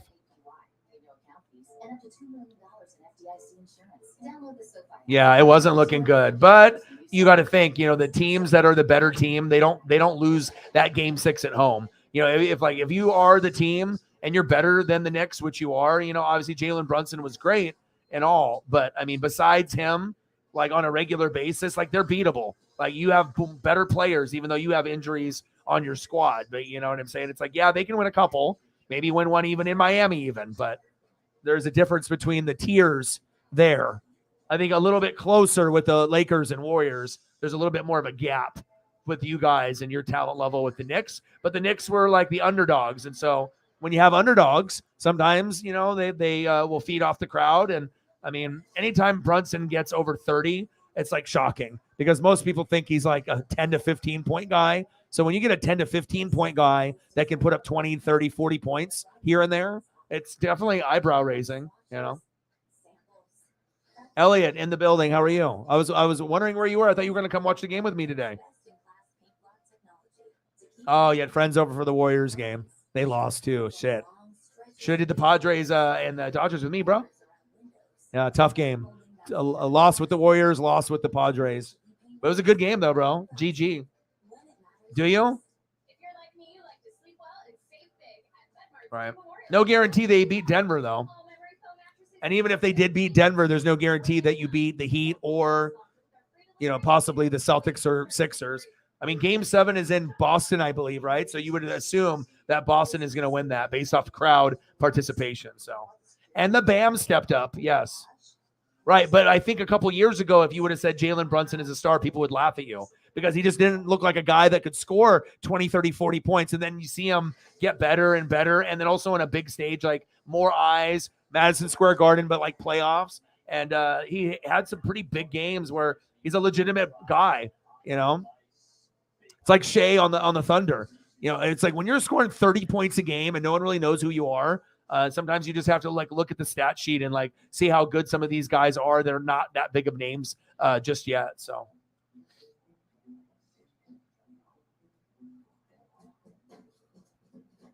Yeah.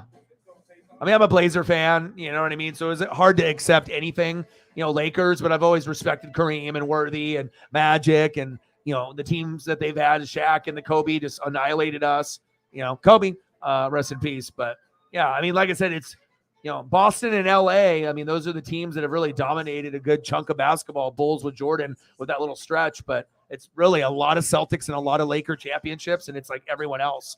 So, when you end up winning a lot, then a lot of people don't like you.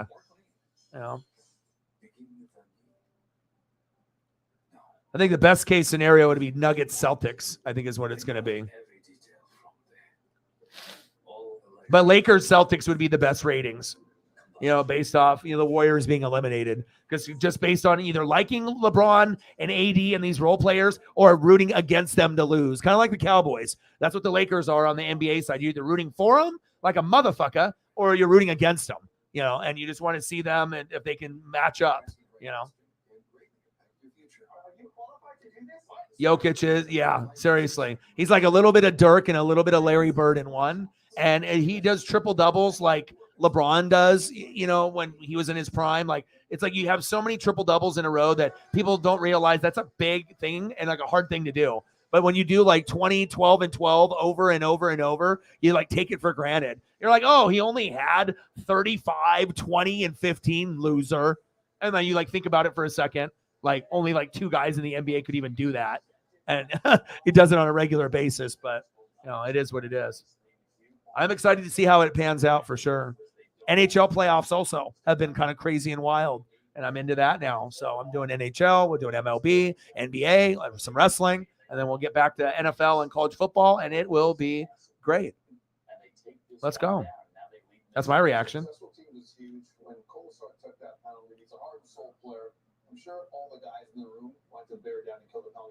The problem with the Heat, though, is they're going to be the consistency, to be able to win on the road. Yeah, you'll be able to win maybe a game or two at home, possibly. But what are you going to do when the crowd is against and maybe Jimmy is off? then what? Who you're going to have two guys step up other than him, and I'm not sure if that's that's just me being honest. Because I just thought the Boston and Milwaukee were the two best teams that should win if they stay healthy, but now everyone's getting hurt in the playoffs too. So I appreciate that. I appreciate you.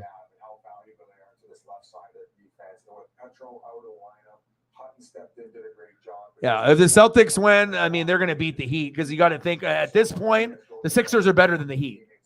Like based off like the pecking order, Celtics, Sixers, Heat.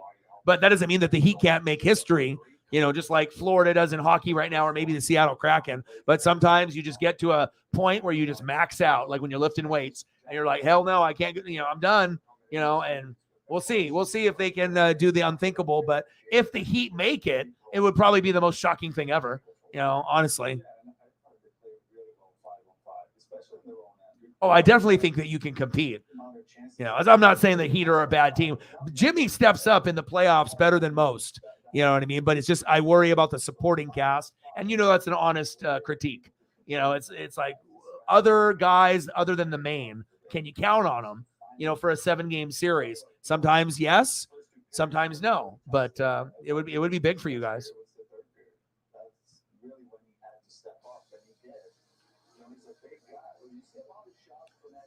Jimmy buckets, baby. Well, Paisley's here on my footsies, and I think she's wanting Dad's attention. So I love you guys, and I appreciate you guys very, very much for all the donos and all the support. It means a lot. It'll help out a lot, with bills and just food and just being able to survive. So I appreciate that. Sarah, Mike, Cyberpunk, Mike, Whitey, and a few others on here as well.